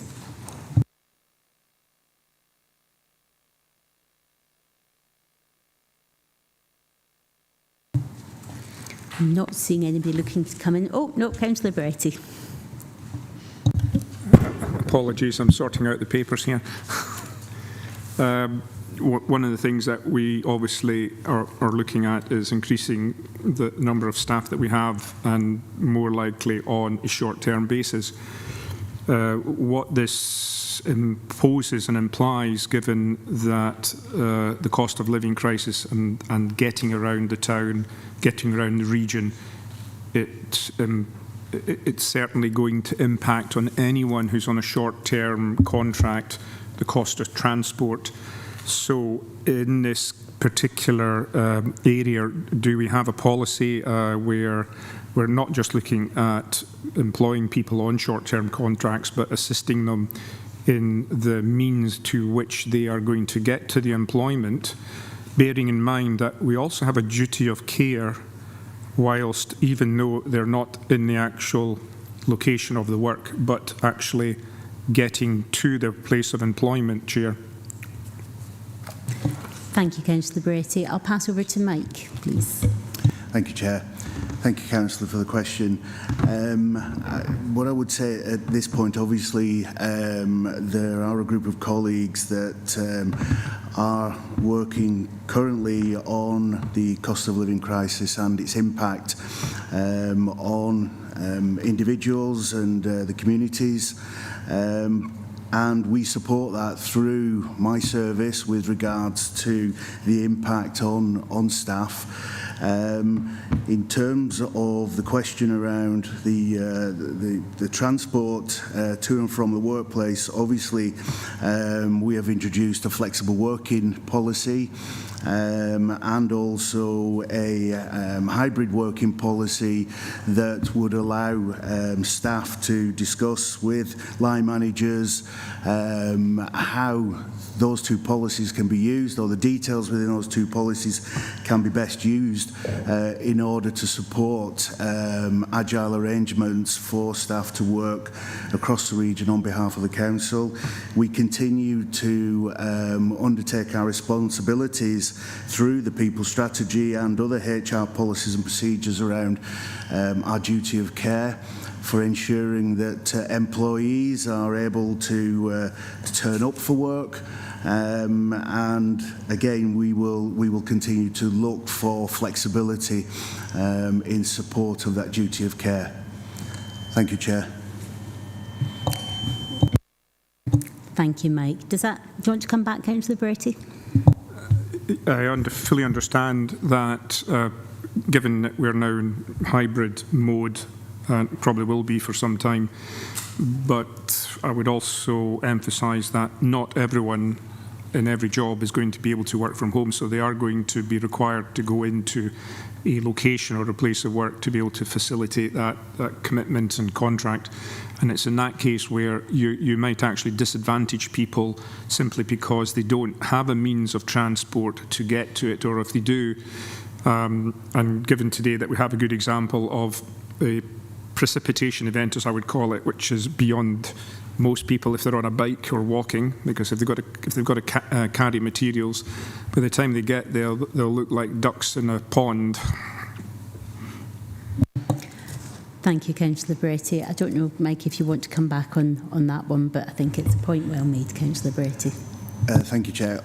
Only to say, again, we are looking across not just our policies and procedures, but our conditions of working, our times of working, and the flexibility around those, and equally the implied terms of the employment contract as well, to see if we can offer greater flexibility through the contract of employment. Take on board all the points that have been referenced by yourself this morning, and also just to say that we continue to work with other partners across Scottish councils with similar issues around the size of the region, and look to adopt best practices to bring back into our region as well. But it's something that we will continue to monitor and report on. Thank you, Chair. Thank you, Mike. Thank you, Councillor. So I don't see anybody else looking to come in. So if we move to the recommendation on this one, we've been asked to review the progress made under the strategy. So are members content to review and agree that recommendation? Thank you. Moving on to item number 9, this report provides members with the annual update on the workforce information and the HR metrics as of the 1st of April 2022. And I've got Stuart Clanahan and Mike Shepley who are in the room here to answer any questions. So I'll open up the meeting to any members' debate and questions.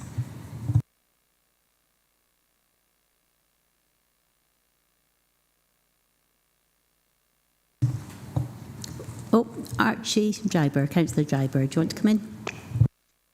Yes, thanks, Chair. It's just coming back to a point that Councillor Brady mentioned earlier on with regards, 0-hour contracts and things like that. I'm just wondering if we are working our way forward to the annual workforce report to ensure that we have the information that may require one of those 0-hour contracts being in either part-time or full-time contracts. Thank you, Councillor. Shall I maybe go to Stuart for this one? Thank you. Thank you, Chair. The Council's record of contract management, over 85% of contracts are permanent contracts and the remainder are fixed-term contracts. We don't have 0-hour contracts. We do have opportunities for staff who want to work on a casual basis to allow them to make the choice if the work is available, and of course there's no compulsion on them to take the work. So we have good levels of information, we have good levels of intelligence coming through from our various systems and services and where the contract management takes place, and the developments that we've seen through our workforce reporting over recent years is culminating in the report that's with you today. We'll always look for improvements, we'll always look to bring new information and give members new insight to your workforce. And of course the administration of contracts is it's a large part of that, and it's the bond between the staff and the council. Thanks, Chair. Thank you, Stuart. I don't know if that answers the question. It is in a way, Chair, but there's something seems to be missing in the answer to that, and it's obviously there's casual employment, which is another way of saying 0 hours contracts. It's just semantics if you're just playing that type of thing. I do really want to understand. Looking forward, we need to get succession planning in place. We've already been through a process, for instance, looking at roads where the workforce is getting to the place where some of them are ready to retire. We've put something in place through FPT to try and improve that situation, and I just want to make sure that for future reports that succession planning has been fully considered. I'm not sure whether it has or not yet. Thank you, Councillor Dryburgh. I don't know if you want to come back on that one, Stuart, at all, or maybe to Mike. Thank you. Thank you, Chair.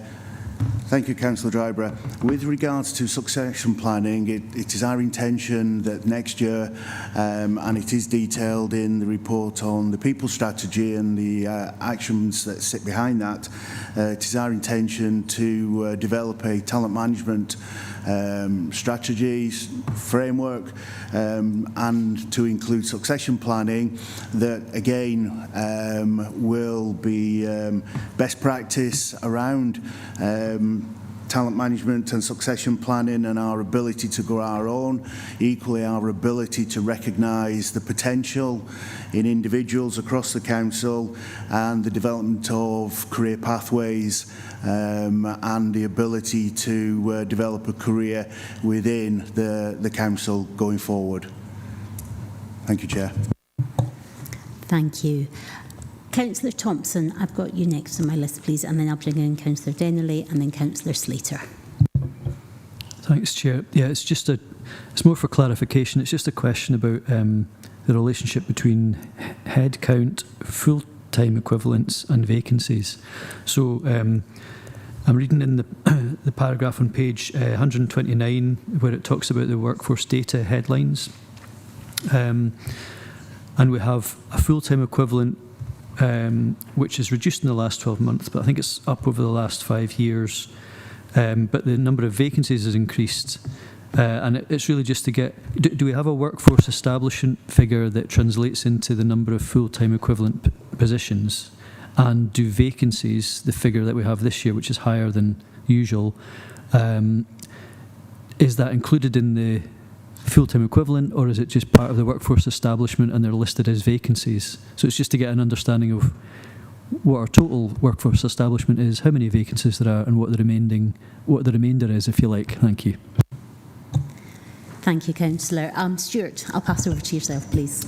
Thank you, Chair. Yeah, the vacancy information is included in the total numbers. And yes, we have had an increase over the past 12 months of the reporting period. The headcount itself, that's the number of people.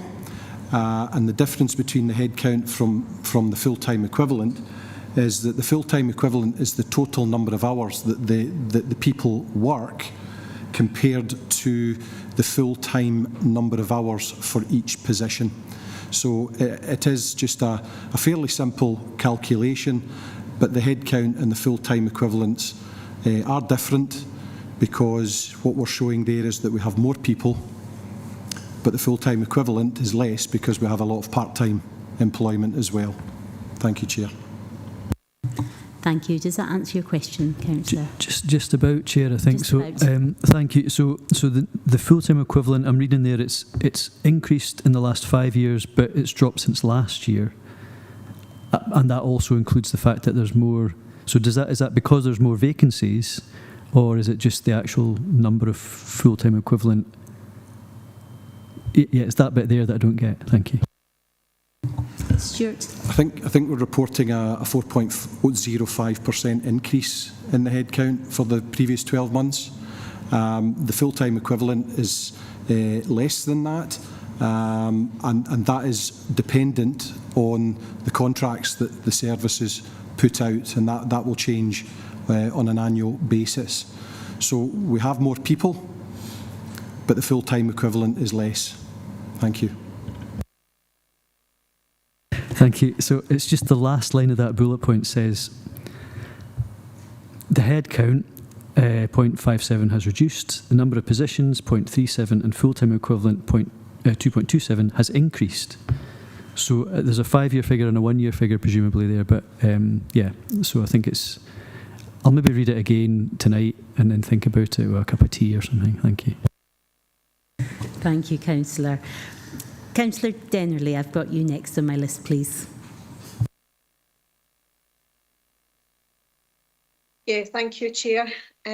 Just a quick question really for clarification. It's important to support the staff and ensure that the staff handbook for all staff have diversity within the staffing in terms of disability, and the council can support that with funding to make sure that they meet their needs for at-work placements. There's a lot of staff who are on a waiting list, have applied for access to work, and that has been delayed for a significant time. So if the council can be ready with a budget to be able to provide that funding for support for the staff for reasonable adjustments for their workplace, and specifically on disabled staffing. Thank you, Councillor. I'll pass over to yourself, Stuart, please. Thank you, Chair. Thank you, Councillor Dennerley, for that question. What I will say is that very much myself and my team pay very close attention to this issue that exists out in society around giving equal opportunity, the parameters within the Equality Act, and we do pay attention on an annual basis with regards to the revision of our HR policies and procedures to ensure that we are capturing the needs and expectations of people from across the society as a whole and the region as a whole, and everything around the employment life cycle, from recruitment, progression, skills development, building capability, is considered against the backdrop of equality and diversity. Thank you, Chair. Thank you. Councillor January, does that answer your question? Yep. Got a thumbs up. Thank you. Yes, it does. Thank you. Councillor Slater.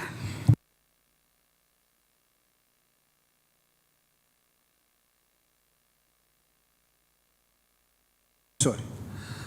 Apologise.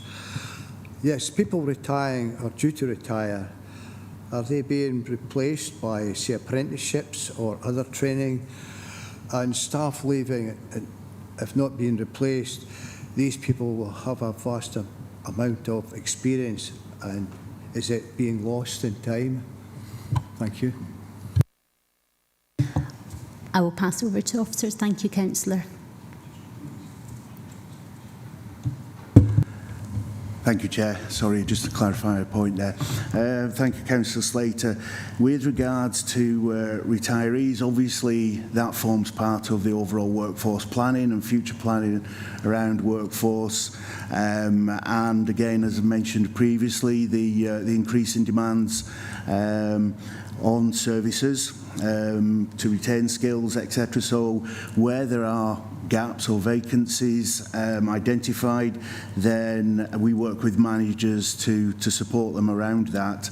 One thing I will say as well is that there appears to be a shift at this moment in time across organisations, not just our council, with regards to people retiring or people continuing to work beyond state pension age. And again, we are working with service managers to ensure that we seek to retain that knowledge and skills of those people with the vast experience and knowledge that they have, and are looking at a proposal on how we retain the tacit knowledge within the council. Thank you, Chair. Thank you. Is that okay for you? Thank you, yes. Thank you. Councillor Beretti, you're looking to come in.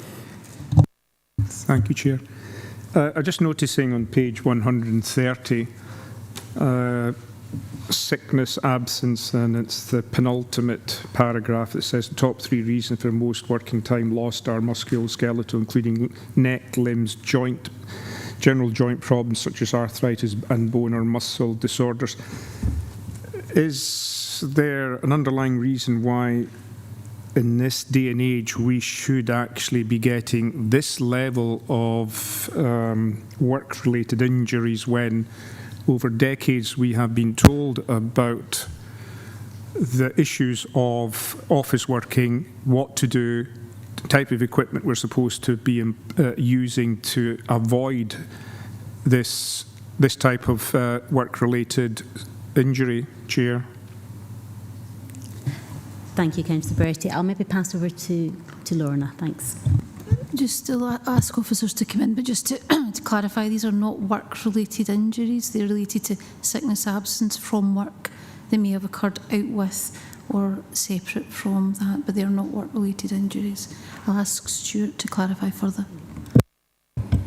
Thank you, Lorna. Thank you, Chair. Yes, where there is work-related injury, then there are a wide range of procedures in place, and that covers both HR and health and safety. What we also promote, and it does not actually matter if it's workplace injury or not, but through our occupational health contract, we offer physiotherapy to staff, and that fast-track physiotherapy allows them to recover more quickly, rather than perhaps maybe wait a bit longer in the community for that physiotherapy support. So the managers are fully trained in terms of injury prevention. There are health and safety procedures throughout all of the activity, and the council has a wellbeing approach to absence, and where musculoskeletal does take place, it's in everyone's interest to get that intervention, prevent it in the first place, but if we can't, is to get the intervention in place that would allow that person to come back to work as soon as possible. Thank you. Thank you. I hope that offers the reassurance, Councillor. Yes. Yes, it's just that the way it was worded in the text, it can be confusing, and clearly it is confusing to me. So it's making sure that this type of grammatical error may be avoided in the future. So I think that's noted, and as I say, it's under sickness absence rather than injury at work. But thank you for the clarity, Stuart and Lorna. I've got Councillor Campbell also looking to come in now, please. Thanks, Convener. Just to build on questions that have been asked in relation to disability, and I'm looking at page 138 at the top left-hand corner. So since 2021, we've had a 9.23% increase of employees as having a disability. Just to unpack that a wee bit, if Mike could, is that because we're becoming more successful at recruiting people into the organisation who have disabilities, or is it a reflection of more employees in service identifying as having a disability? And what does it tell us about the Council's commitment to providing reasonable adjustments to disabled candidates or existing employees? It's just to unpack it a wee bit so I get a better understanding of what that 9.23% increase actually means. Thank you. Thank you, Councillor. I'll pass over to Mike for this one. Thank you. Thank you, Chair. Thank you, Councillor Campbell. In terms of whether that is reflective of an increase in headcount, that's difficult to say, because obviously we would need to know the national statistics. However, what I would say on a positive, that first and foremost the fact that the Council recognises disabilities and recognises protected characteristics as stated in the Equality Act, and that again all our HR policies and procedures are written and revised with that legislation in mind. The fact that we have a strategic health and wellbeing group, as I said earlier, we look at the whole employee life cycle with regards to the Equality Act and the protected characteristics, and we continue in our pursuit of being the employer of choice within the region to ensure that we fully adapt our operations in order that we can attract people from all walks in society, and with all conditions and expectations around that. Thank you, Chair. Thank you. Hopefully that answers your point, Councillor. Yes, it does. Thank you. Thank you. Okay, members, I'll move to the recommendations if there's no other points, and we're being asked to consider the workforce report before us, so I think we've certainly done that today, so thank you. Now, moving on to the next item, item 10, we are presented with another keenly awaited report, which is the draft response to the Scottish Government's consultation on the future of national parks in Scotland, and it's for our consideration and agreement.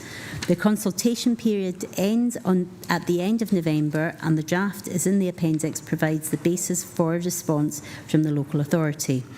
We're also reminded of the opportunity for individual members or groups to make their own submissions if they so wish. And I've got Simon Fieldhouse here to assist members if they have any questions. So I will open this up to members' debate.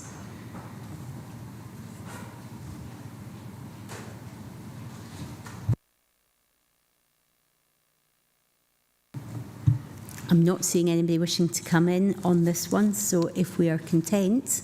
Oh, Councillor Campbell. Thank you, Chair. Just get in there in the nick of time. Just an observation, and just to thank Simon Fieldhouse, because this is a very comprehensive consultation response and captures an awful lot of important points that we really need to take into consideration. And we also have the prospect of the possibility of a Galloway National Park. And I think with that in mind, this will be really important. And just to again thank Simon for what is a very comprehensive consultation response. Thank you, Councillor Campbell. I think that's a very valid point, and certainly I can confirm as Chair of the committee I was contacted last night by the Galloway National Park Association, who were welcoming our response to this and thanked Simon specifically for his work on this draft response. But Councillor Johnston, I have you looking to come in. Yeah, thank you, Chair. I read right through this response. I've occasionally pointed out both the positives and negatives of National Park, and I'm actually really pleased with the way this response has been worded. It's very balanced, and it presents good suggestions for the way forward. And I'm particularly pleased with the emphasis that's been placed on the consultation, which I think if things are going to go forward, then obviously you've got to get everybody on board, and the best way to do that is through the consultation process. So slightly echoing Councillor Campbell there, it's actually a really good piece of work, and I'm quite pleased with it, and we can just go to the recommendations and get it through. Thank you, Councillor Johnston. Yes, I don't see anybody else coming in on this one, so yes, let's move swiftly to the recommendations. So in 2.1, we're being asked to note the activity. 2.2, agree the draft response. 2.3, agree to delegate the authority over to the Director to submit the consultation. 2.4, note that this is the Council's formal response, and 2.5, there's a slight typo in the papers, to note that further activity and engagement will be undertaken by the Scottish Government. So are members happy to note and agree those recommendations? Thank you, members. Moving on to item 11, we have a report before us which provides background on the draft revised bylaws for Wigton Bay Local Nature Reserve and the consultation process required for their adoption. It seeks our agreement to redeclare the reserve, to amend the boundary and undertake the consultation required for the revised bylaws.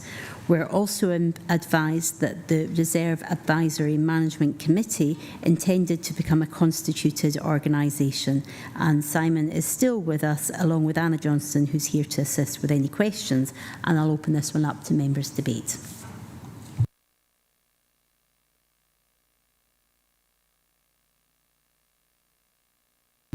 I'm not seeing anybody looking to come in, so we can, if we like, go straight to the recommendations on this one. And we are being asked to 2.1 agree, 2.2 agree, 2.3 note, 2.4 note and 2.5 agree. So if members are happy to agree and note those, yes. Thank you, members. Now, moving on to item 12, we have the Development Management Review, and we're provided with an update of this action plan and further progress on addressing capacity within the service to meet demand. Members' agreement to apply resource to increase staffing in the service is also requested. And I've got Steve Rogers here in the hall to assist members with any questions. So I will open this up to members' debate also.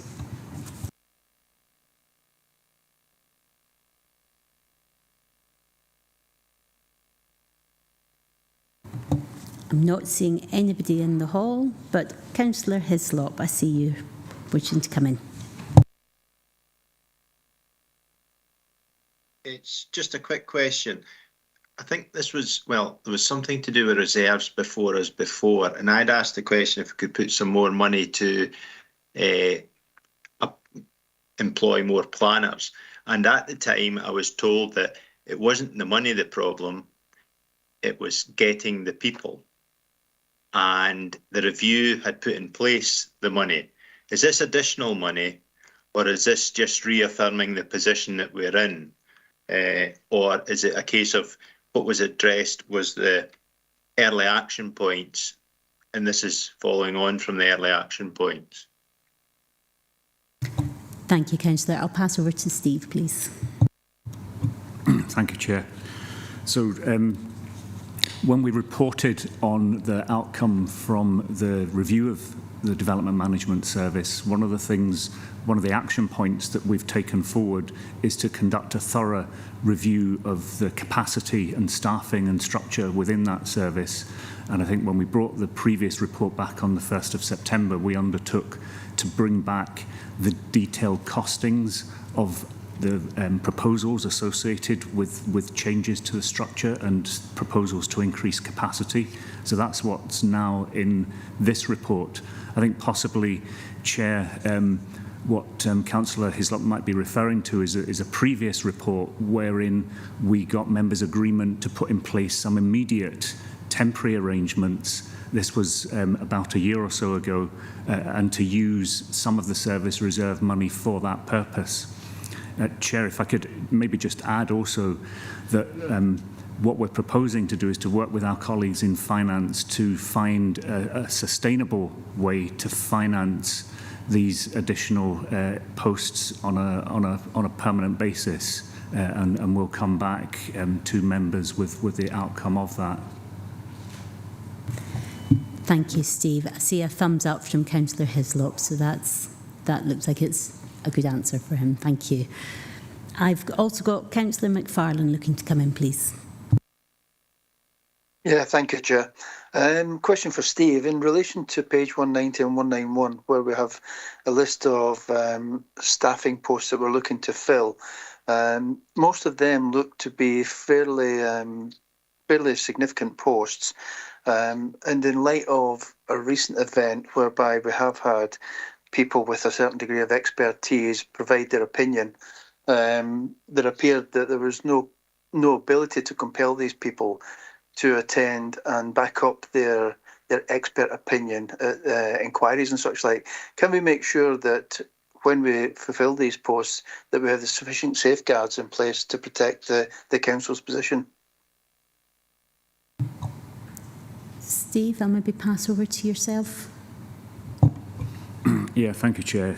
Certainly all of the posts here require professional qualification, and we do need to ensure that staff meet the professional requirements and competency requirements, and that forms part of their this contract of employment. Thank you. Thank you. Hopefully that offers you the reassurance, Councillor. I'll just give you the opportunity to come back if not. Yeah, it's really just to make sure that, accepting what Steve says about the qualifications, etc., does the council have the ability to compel them to give evidence in public where it is necessary to safeguard the council's position? I think that's possibly in a slightly different point, but I'll maybe just pass over to Steve. Well, the requirements on staff are set out in their job descriptions and their contract of employment, and it's up to us as managers then to oversee and to manage those. Thank you. Okay, thanks. I don't see any other members looking to come in on this item, so if we're happy to move to the recommendations, we are being asked in 2.1 to note the further progress and 2.2 to agree the financial implications. Are members happy to note and agree these? Yes? Okay. Moving on to item 13.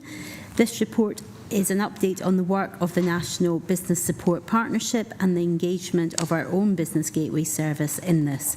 Members' approval of the allocation of the remaining Business Loans Fund Scotland resource is also sought to support business investment and recovery.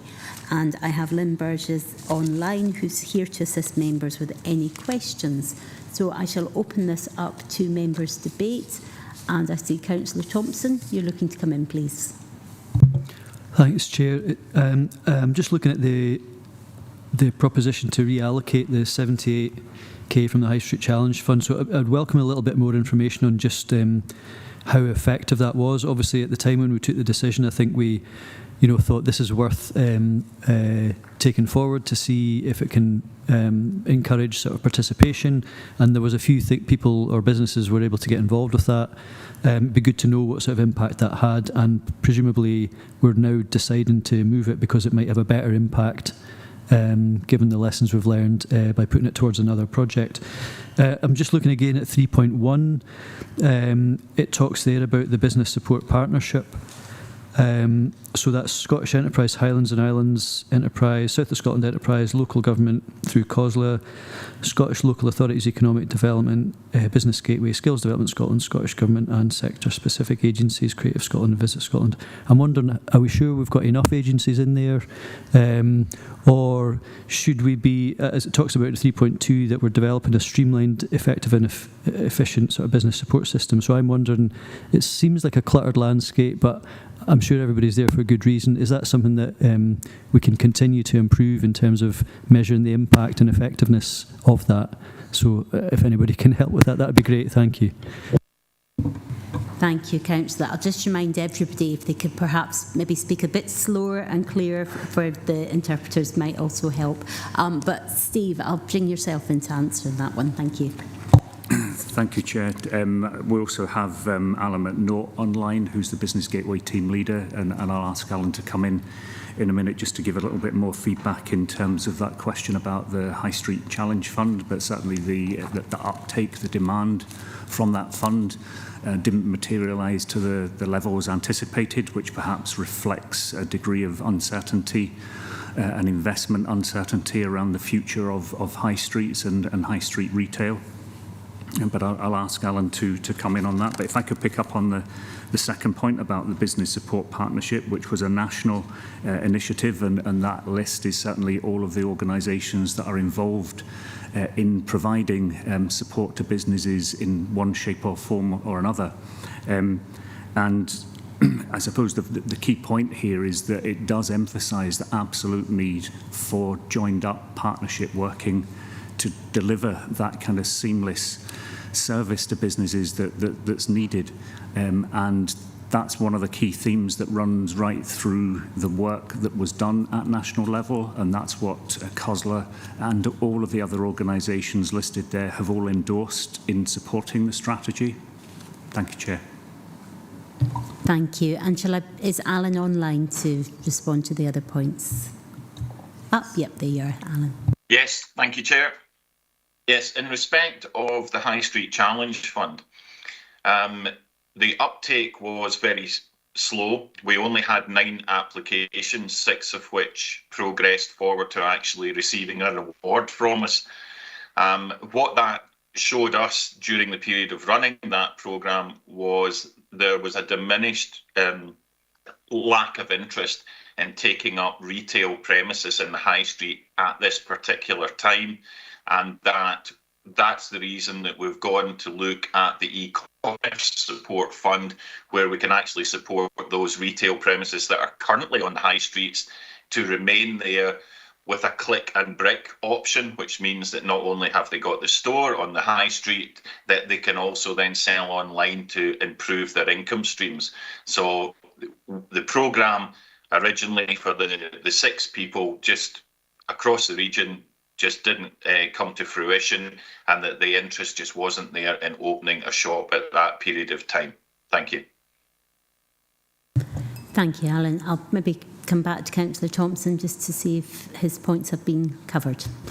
Yeah, no, it's very helpful to find out a bit more detail about the project itself, and I think we need to move towards that responsive approach. So if we think, yeah, this could be a good initiative or project to put money towards with the best of intentions, and then discovering it maybe doesn't take for whatever reason, as we've just heard, then we're humble enough to then change our approach so we can be more impactful. And I would like to think that national partnerships would take that approach as well, because ultimately we'll want to know how well that partnership's working for Dumfries and Galloway, and I'm not clear what the evidence base for that is yet. Thank you. Thank you, Councillor Thompson. I think some of those comments, I think if officers maybe take those back, we can then progress them as and when they're required. Councillor Hislop, I have you looking to come in next.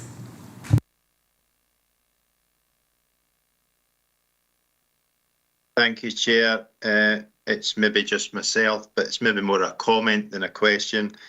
It seems a little ironic that the one thing that's killing the high street is e-commerce, and we're taking the money out of the High Street Challenge Fund to fund e-commerce. Just a comment, I'll leave it there. Thank you, Councillor. Councillor Slater.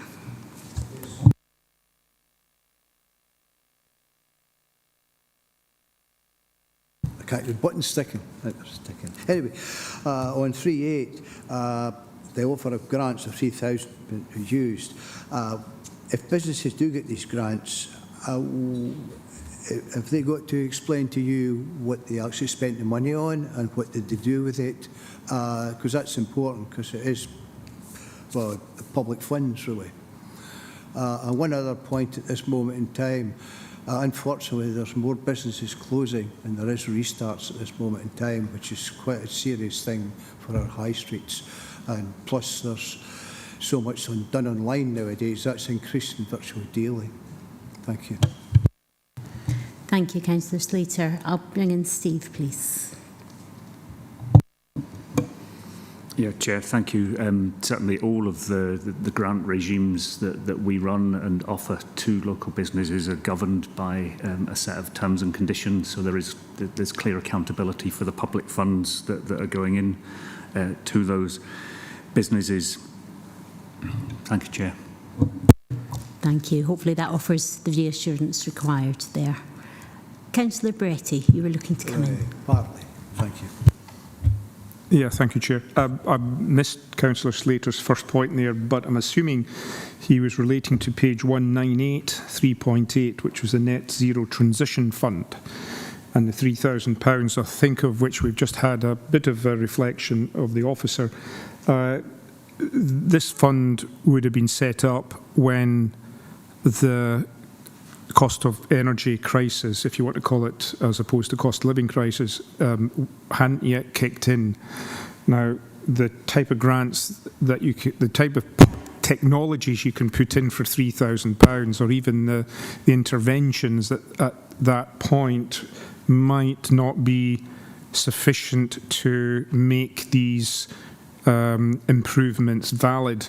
Have they thought about whether or not they can actually direct businesses towards very specific known and proven technologies, or is it that we may actually have to look at increasing this fund? Thank you. Steve, I'll maybe pass over. Thank you, Councillor. Yeah, thank you, Chair, and I'll bring Alan in also on this. But just to clarify, that this is a brand new fund that we're proposing to set up with that money that's left over from the recovered Business Loan Scotland money. So this is new, and the purpose really is to offer an opportunity for those businesses that can't access some of, because there are quite a few other government supports out there for businesses and government help and assistance with energy costs and so on. And this is really to try to help plug the gap that exists, particularly for some of our smaller businesses who are not able to access some of those schemes. But I'll ask Alan if he could maybe come in and just expand a little bit. Thank you, Chair. Yes, thank you. Yeah, the £3,000 fund under our Net Zero Transition, as Steve said there, is a brand new fund. There is support available to our businesses through Zero Waste Scotland and consultations of what they can do, professional consultations, and also through Business Energy Scotland, they have access to the SME Loan Fund. The SME Loan Fund is quite a substantial fund. It can go up to £100,000, but where this fund will kick in is for those smaller businesses that don't have the input that they're required to put in for accessing some of the greater funds, or if some of the changes are of a lesser value, then the up to £3,000 can help them go down that route of, for example, LED lighting, or maybe looking at investigating different delivery methods than they've used before for their goods and services. So it's really an initial stage for us to go into this to see what our small local businesses actually need within the net zero transmission, and see if this will be a good starter for them or facilitate access to larger funds through the existing organisations, Business Energy Scotland and Zero Waste Scotland. Thank you.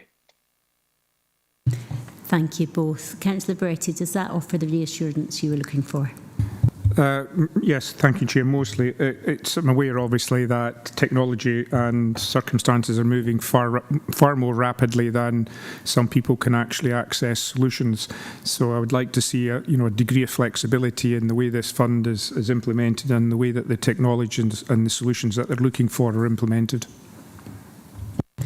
Thank you. I'm sure those comments will be taken forward by officers. So if nobody else is looking to come in, let's move to the recommendations.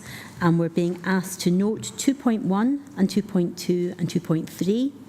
And then we're being asked to agree to the reallocation of funds in 2.4 and agree to the proposed programme in 2.5 recommendation. Are we happy to note and agree those? Please. Thank you, members. Now, I am conscious of time. We've been going just over an hour, and I have been informed that lunch is here. We still have another 7 items on the agenda, so I think this would be an opportune moment to stop for lunch if members are minded. And so, therefore, if we take, say, half an hour and we come back at 1:40, and we'll pause there for now. Thank you.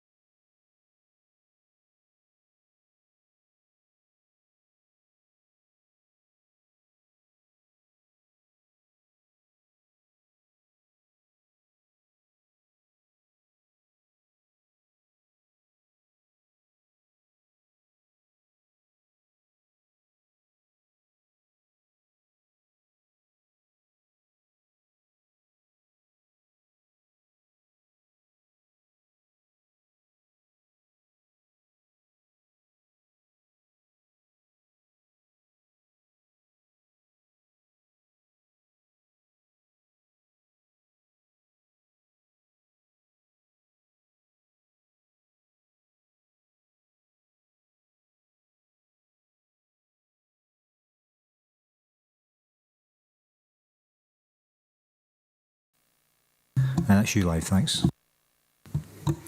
Thank you, members. Hopefully you all had a nice lunch. So moving on in our agenda today, we're now on to item number 14, and we're getting an update on the actions in regards to the Economic Recovery Plan, and our agreement is sought on to future allocations from the committed funding, reflecting the business and community need and the realising of the regional economic strategy. This includes support for the next steps in feasibility work on a Dumfries Town Centre cinema and the economic impact assessment of investment in the A77 and A75, which is expected to be published and launched in December. I have Steve Rogers here to assist members if they have any questions, and I will open up to member debate.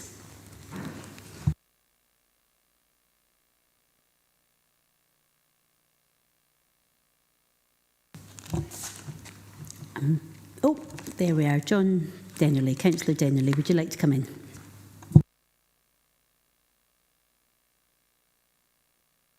Yes, thank you, Chair. Just looking at I'm just going to class. Page 229, please. And 3.63 regards the A75, A77 roads. I'm really glad to see that there's going to be investments in the A75. As you know, it's really crucial that we make sure that we invest in this and repair this as quickly as possible. It's a very busy road, and it really needs something really needs to be sorted out with it.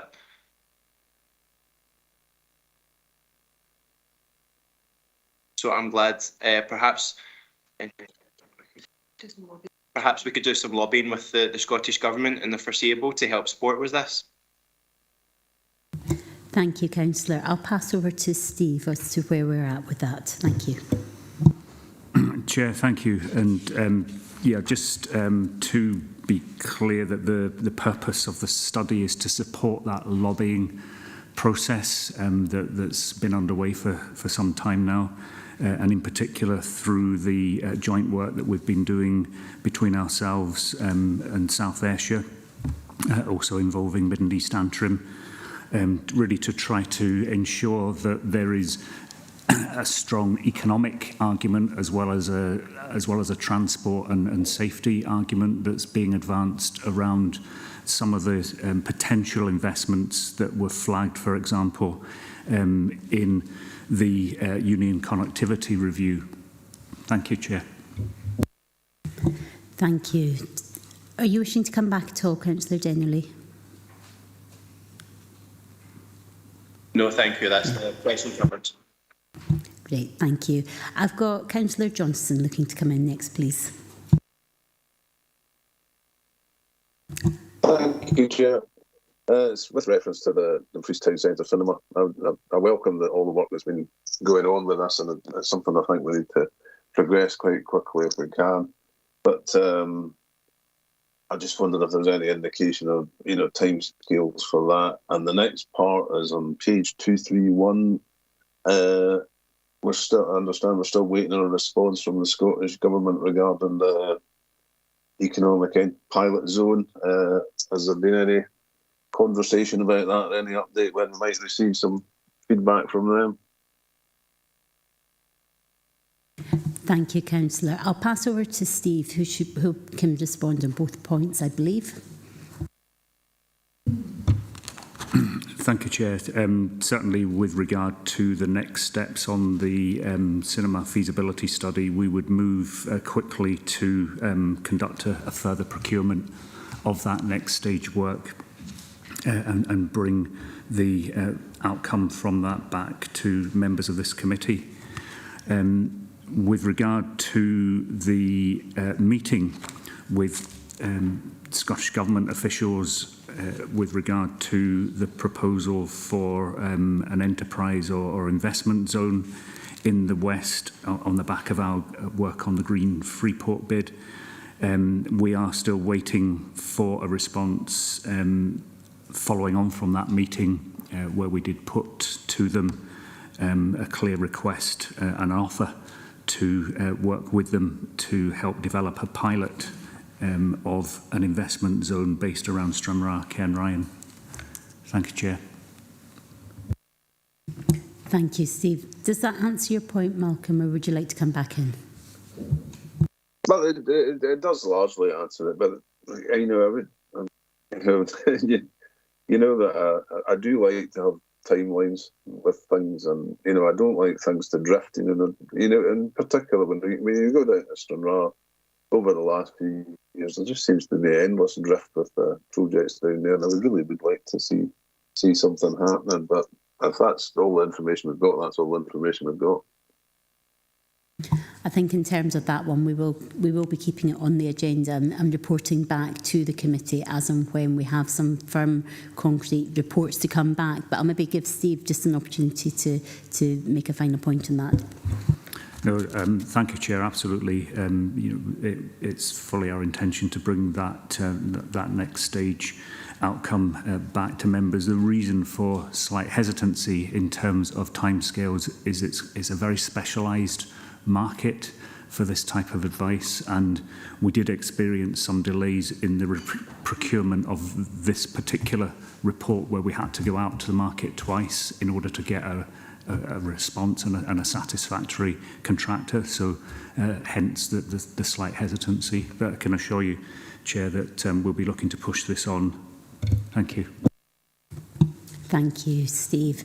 I don't see any other members. Oh, no, I've got two hands coming up. I'll take Councillor Dorward first.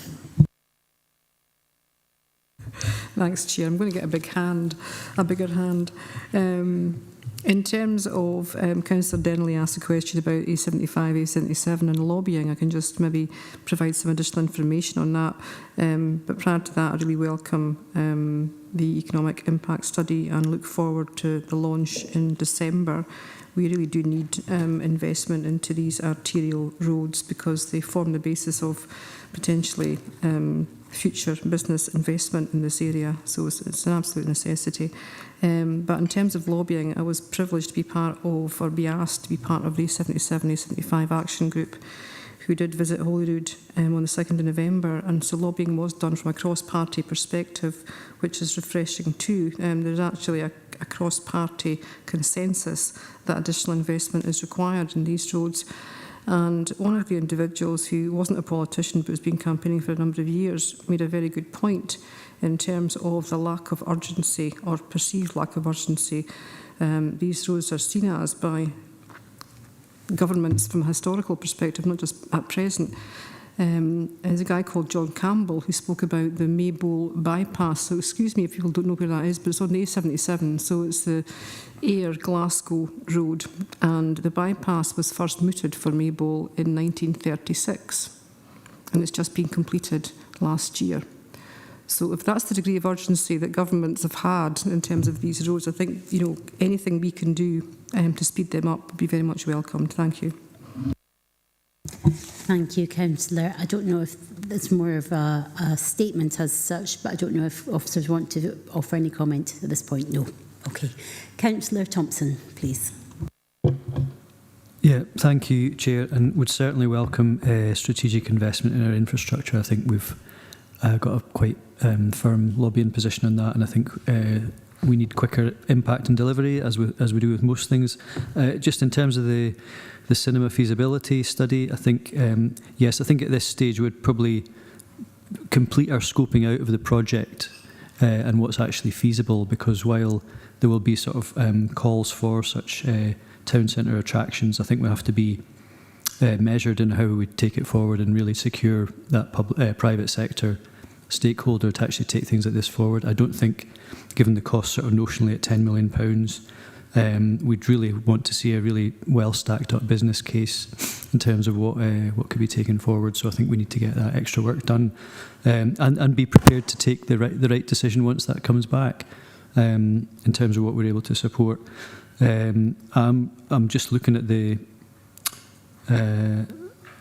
I suppose the sort of the trends within the industry, and it doesn't read particularly encouragingly in terms of like there's a sort of increased diminishment of footfall since COVID that was already a trend, and just the technologies and the ways that we might have to find a solution for this might have to be a bit more creative given the trends in the global cinema industry, which isn't necessarily on the increase in the way that we might want for a project like this to go ahead. The other thing I would notice is everything refers to a 20 or 25 or 50 mile drive time, and I think there's maybe a wee assumption in there about how people travel and how we might be looking to support people travelling in a public transport sense. So the numbers of people that we might want to come to a cinema, if there was one, we might want to be encouraging them not to drive, but that we had a transport system that would actually allow people to get to the facilities in our region. So there's something about that when it's baked into the actual consultation or the feasibility study. Maybe they need to rewrite their assumptions for a sort of transition to a greener public transport-based model of delivery. So it's just a wee comment there. Thank you. Thank you, Councillor Thompson. I'll maybe offer Steve an opportunity to come back on any of those comments as such. Thank you, Chair.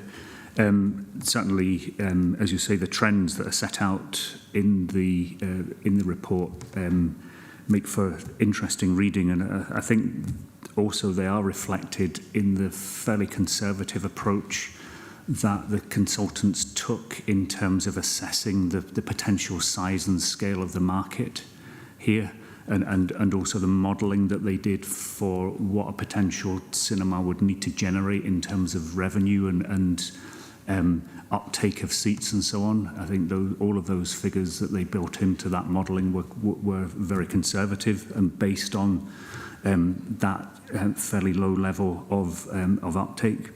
But I think the other interesting point that's associated with that is that, and this is one of the reasons why we now need to do some further work, is that the recommendation was very strongly that the more successful and more thriving cinemas now are ones that form part of a kind of multi-activity offer.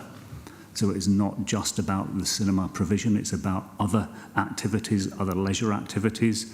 And so we've got a chance to have another look at that before we actually facilitate something to go out to gauge market interest, is to reshape that effectively, to try to make that as attractive a proposition as possible for a developer to come in.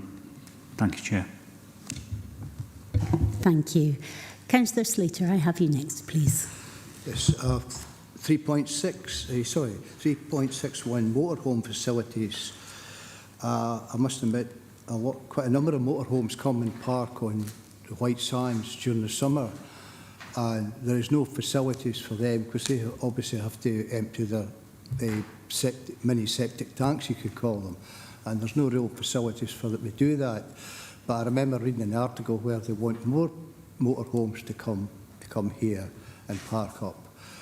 But I just wonder if the facilities were made available. But another thing was town centre football activity monitoring software, £25,000.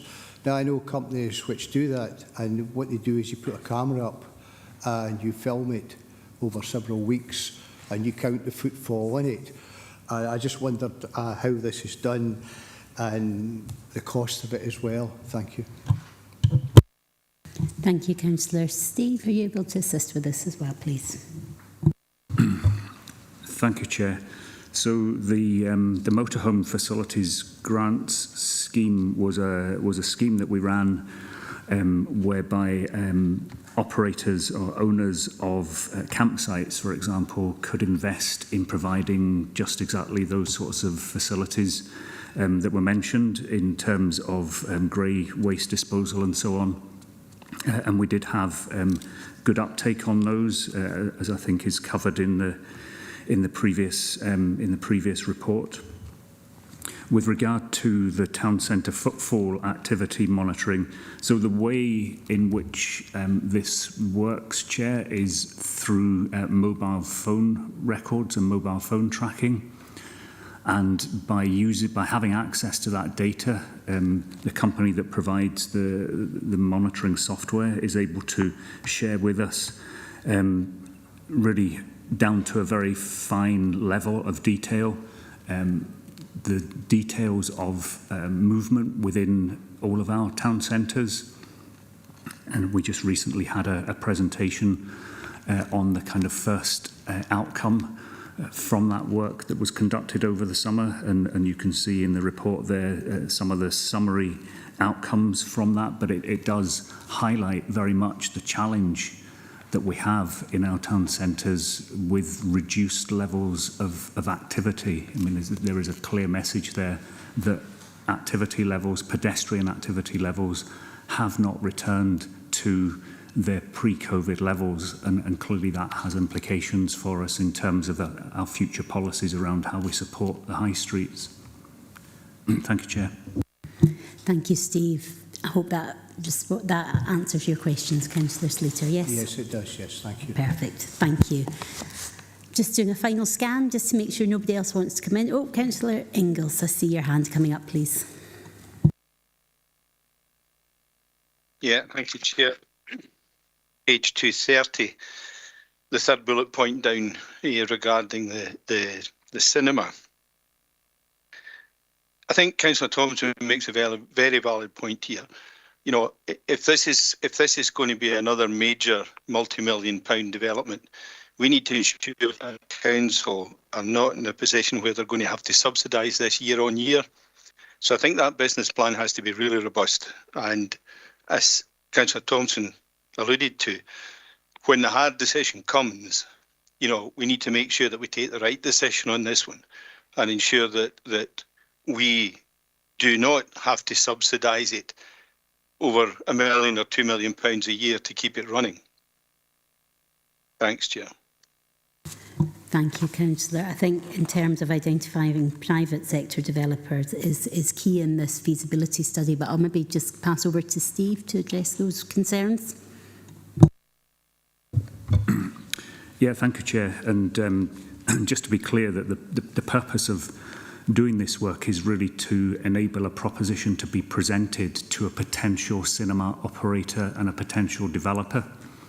So this is absolutely not about the council doing this and doing the development, but given the way in which this market operates, there is a strong facilitation role for us to play in terms of encouraging and promoting a development opportunity into the market, and that's where the help and advice and input that we've had from Entertainment Solution Services has been so valuable, because they have a very good understanding of how that market operates.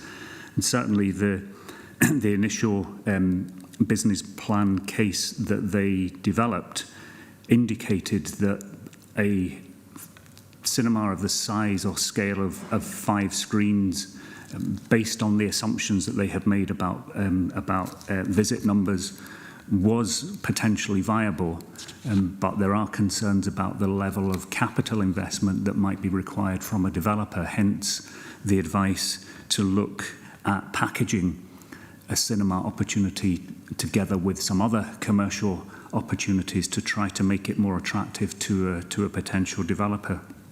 Thank you. Thank you. Do you wish to come back at all, Councillor Ingalls? Only to say that, you know, we have an area of ground in Stranraer that could be developed and utilised similarly to areas of ground in the centre of Dumfries. I understand the centre of Dumfries needs that investment and it needs that vision to rebuild it.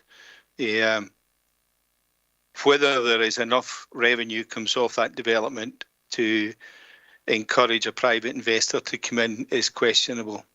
Chair, thank you. Thank you.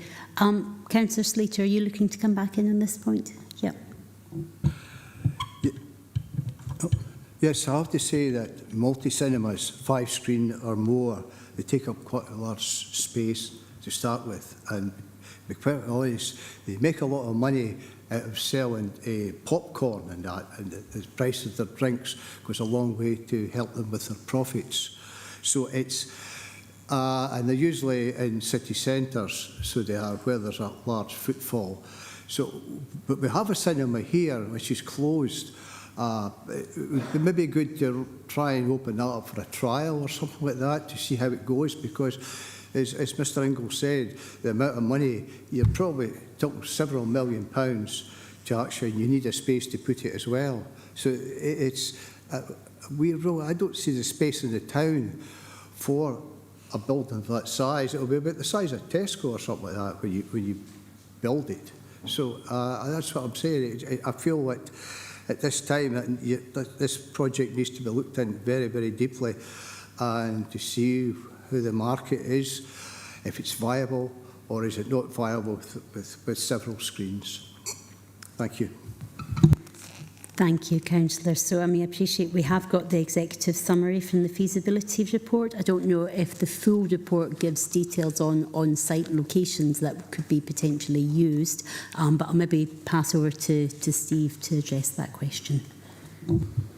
Thank you, Chair. And so the consultants did identify a number of possible locations within the town centre based on meeting a requirement of 2,000 square metres of floor space. That's what would be needed in order to accommodate a 5-screen cinema. So just for comparison's sake, that, for example, is roughly the same size as the Iceland unit on the High Street. So that's the scale of building that might be needed to accommodate something like this. So the next steps that we're proposing in the report would entail a much greater investigation into those opportunities that exist in and around the High Street to try to establish which one might be the most viable, and to engage therefore with the owners around developing some kind of prospectus to put out to the market with them. Thank you, Chair. Thank you, members. So if there's no other questions, we will move on to the recommendations of the report. So if members are content, we are being asked to note 2.1, agree 2.2, note 2.3, and agree 2.4 and 2.5. Are we content to do so? Thank you. Moving on to item 15, we have a report before us which provides members with an overview of performance against budget for the period ending the 30th September for the economy and resources. Members will note the reported underspending which is included in the projected overachievement of planning and building warrant fees. Members will also wish to note the updated paragraph 3.10 on the European Social Fund monies owed to the Council and the restart of expected funding flows. I've got Tam Adler and Gillian Ross who are here to assist members with any questions, and I will open it up to members.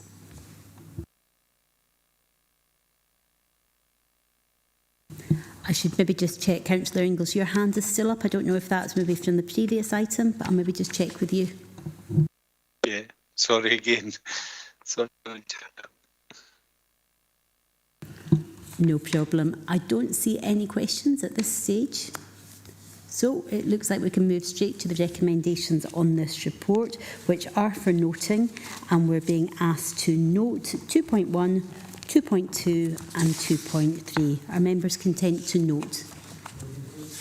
Thank you.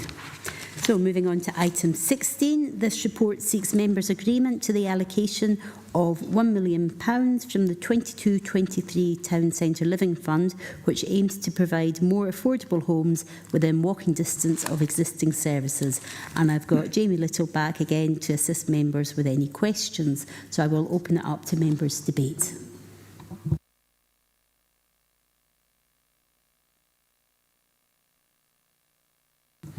I'm not seeing anybody in the room or online, so I'll just give it a few moments. Okay, we can maybe just move straight to the recommendations. So members are being asked to agree 2.1, 2.2 and 2.3. Are we content to agree? Thank you. Moving on to item 17, we've got a report which provides members with details of expenditure within the Economic Development Asset Class Capital Programme to September 22 and an update on the project and programme progress. Members' approval is requested for an allocation of funding from available capital funding to a project supporting place-based regeneration. And I've got Melissa McGarry here to assist members with any questions. So I will open up to debate again if any members wish to speak.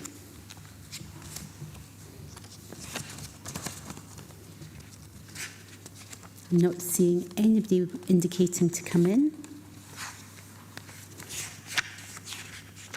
Okay, if members are content, we can move straight to the recommendations, and we are being asked to 2.1 note and 2.2 note and agree 2.3. Are we content to note and agree these recommendations?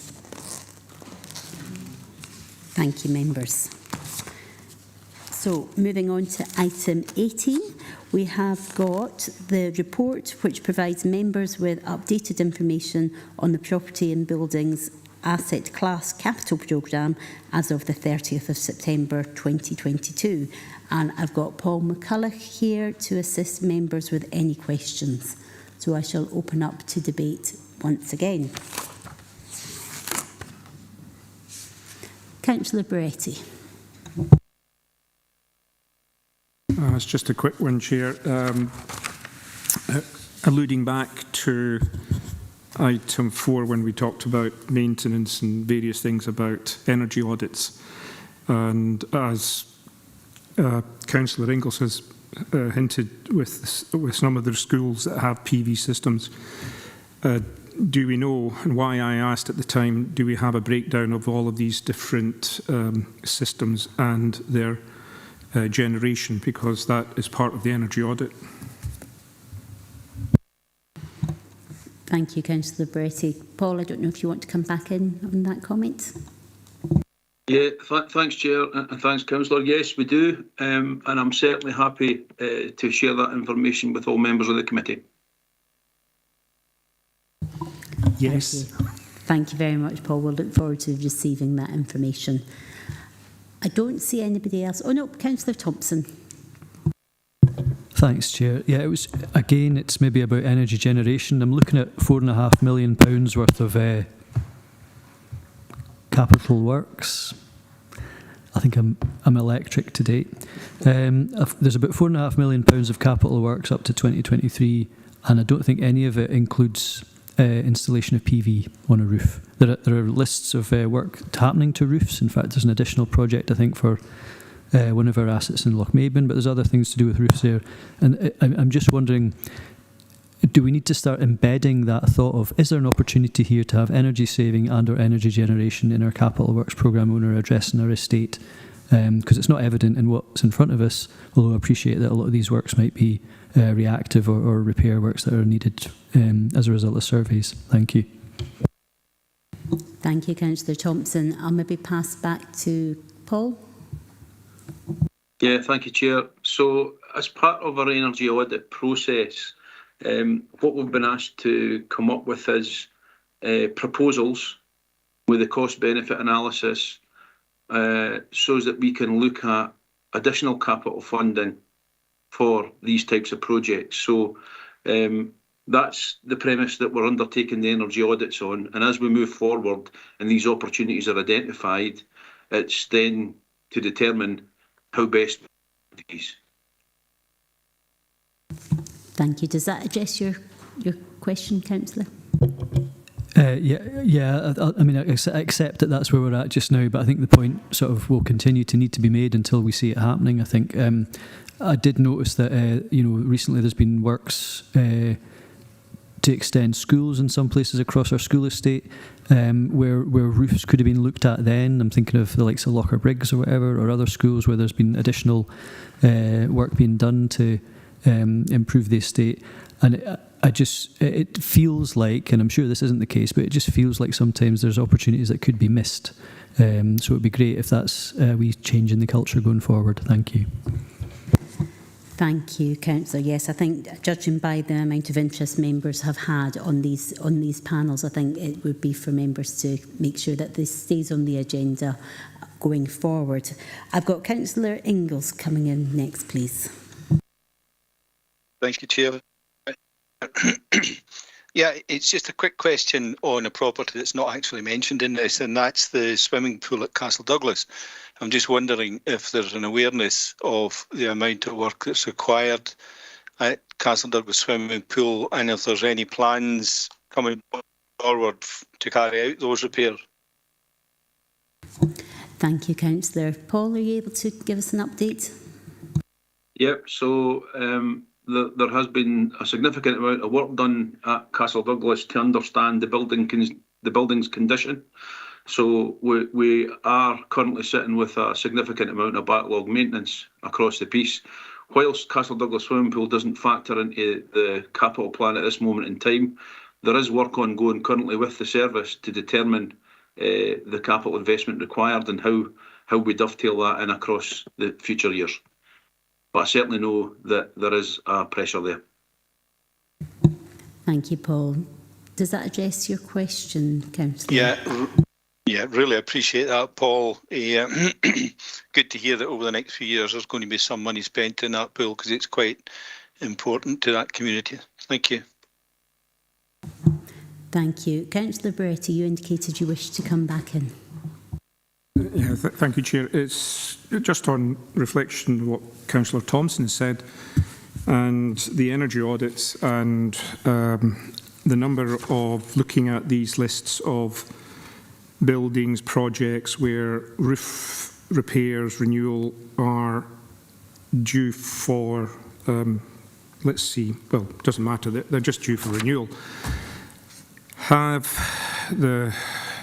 Paul considered that in doing some of these programmes, they look at the energy audit of the building in an envelope as a potential generating site, even though at the time, or in this particular time, the cost of putting in the installations may not be favourable, but at the same time, if you are reconstructing a roof or repairing a roof, you're already 3/4 of the way to installing a system, because once you have put roof hooks in for the architecture, these roof hooks are virtually indestructible. They can last 50, 60, 70 years if they are of the right type.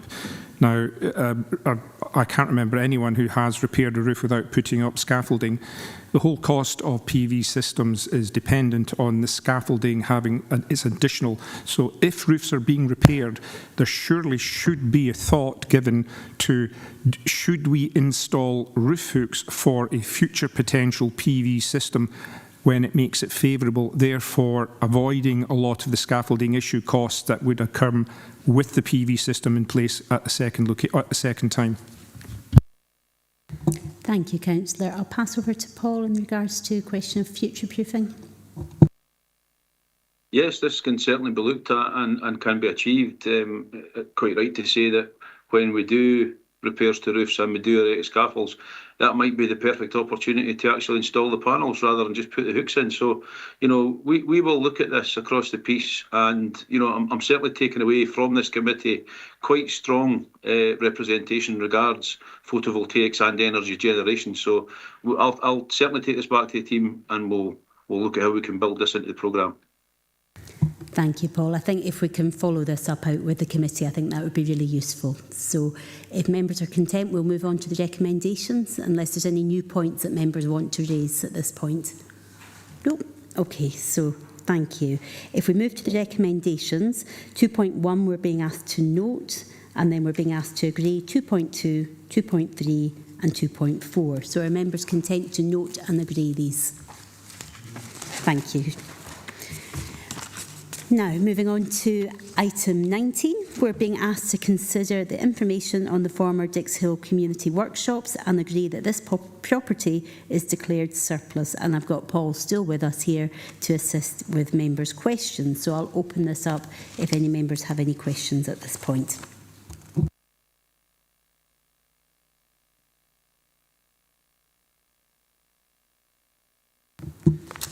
I'm not seeing anybody wishing to come in at this point, so if we are happy to move to the recommendations, we are being asked in 2.1, 2.2 and 2.3 to note, and in 2.4 agree that the property is surplus to requirements. Are we happy to note and agree those? Thank you, members. And item 20, we're being asked to consider the information on the land at Station Road, Sanker, and agree that this land is also declared surplus. And again, Paul McCulloch is here, so I will open up to any members' questions.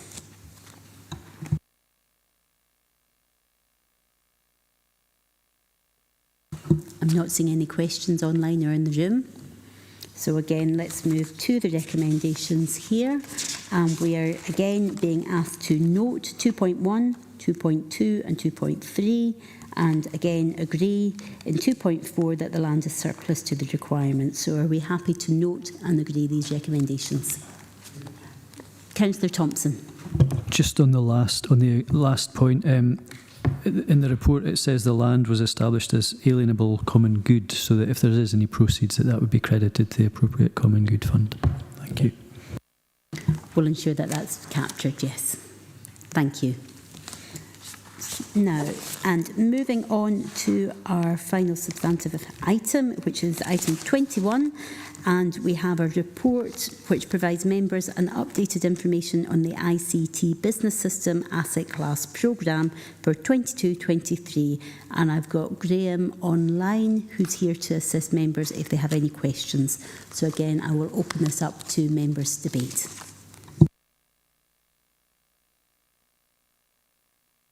Councillor Thompson. Thanks, Chair. Yeah, so notwithstanding some of the IT issues we've experienced today, I think one of the lines in the appendix on page 297 is about the enabling digital infrastructure, and I suppose it might not strictly be the right question to ask here, but I think following the recent conjoined meeting of the Council and Youth Council, and I think the wider and general plea for improved digital infrastructure across our estate, I'm just sort of wondering, I'm noticing that there's a negative variance there, so we're not actually spending our full allocation for this year. So I'm just sort of wondering, is there something we can do to ensure that we are actually rolling out our digital infrastructure to support, for example, the public Wi-Fi in buildings or access for young people in schools, etc.? And if there's any response to that, and the reason for the variance as well. Thank you. Thank you, Councillor. Graham.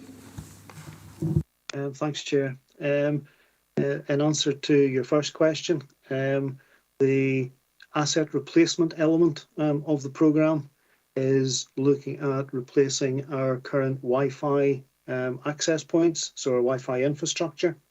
As part of that, we are building in the ability of all Wi-Fi access points to deliver public access or for bring your own device. So as we upgrade, that will be rolled out across the region. The reason for the variance is we've put that in as asset replacement, even though it is obviously enabling another digital service. So the variance is that variance is being transferred to the asset replacement element to cover the additional expenditure on the new Wi-Fi access points. Thank you. Councillor Thompson, did you want to come back? Yeah, no, that's actually very helpful, Graham, so thank you for that. And just in terms of time scale, presumably we're looking at rollout within the next year to 18 months for those for that enabling technology. Thank you. Thanks, Chair. Yes, the tender is just about to be let. So we've been out to tender, we've got the quotes back, so we're hoping to let that in the next 3 or 4 weeks, and work will begin as soon as we can arrange that.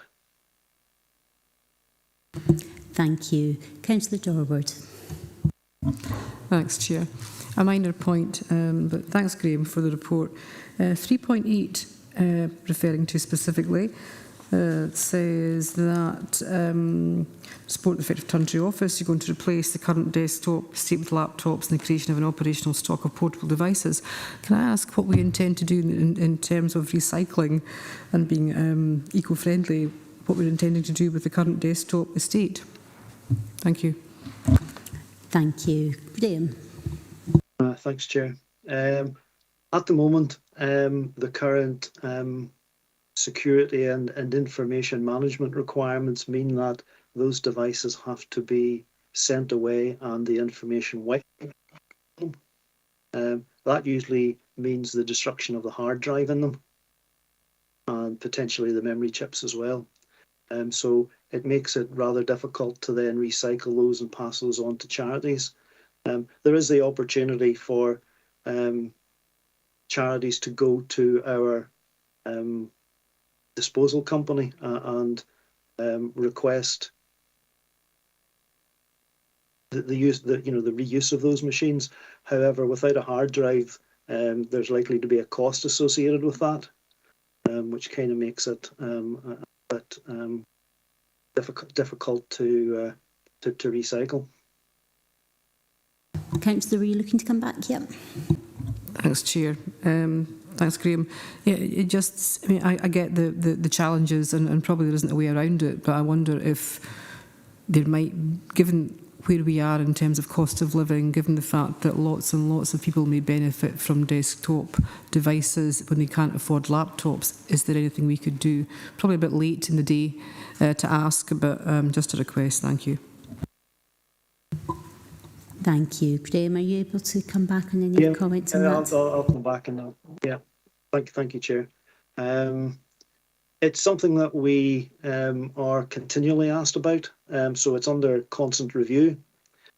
We are aware that there are some new products coming onto the market in the next couple of months, which might allow us to dispose of our own data securely. The difficulty there is obviously complying with the rules and regulations, as it were, that we're bound by, particularly around information management. And saying that, there have been a small number of devices provided through the Connecting Scotland programme for vulnerable families or families who need that extra equipment. So that's been provided through social work and education. Thank you, Graham. Thank you, Councillor. I think it's a really important point, and even just recycling of the sort of precious metals that are in such things. I think going forward and getting an update would maybe be useful for the future. I don't see anybody else looking to come in, so we will move to the recommendations, which is 2.1 to note and 2.2 to agree. So are members happy to note and agree these? Yes. And finally, item 22, any other business deemed urgent by the Chair. You'll be delighted to know that I've not been informed of any other business, so I would just thank you for your patience and also thank officers for their time today in attending today. So thank you all and safe journeys home. And it's finally stopped raining, so there we are. Thank you.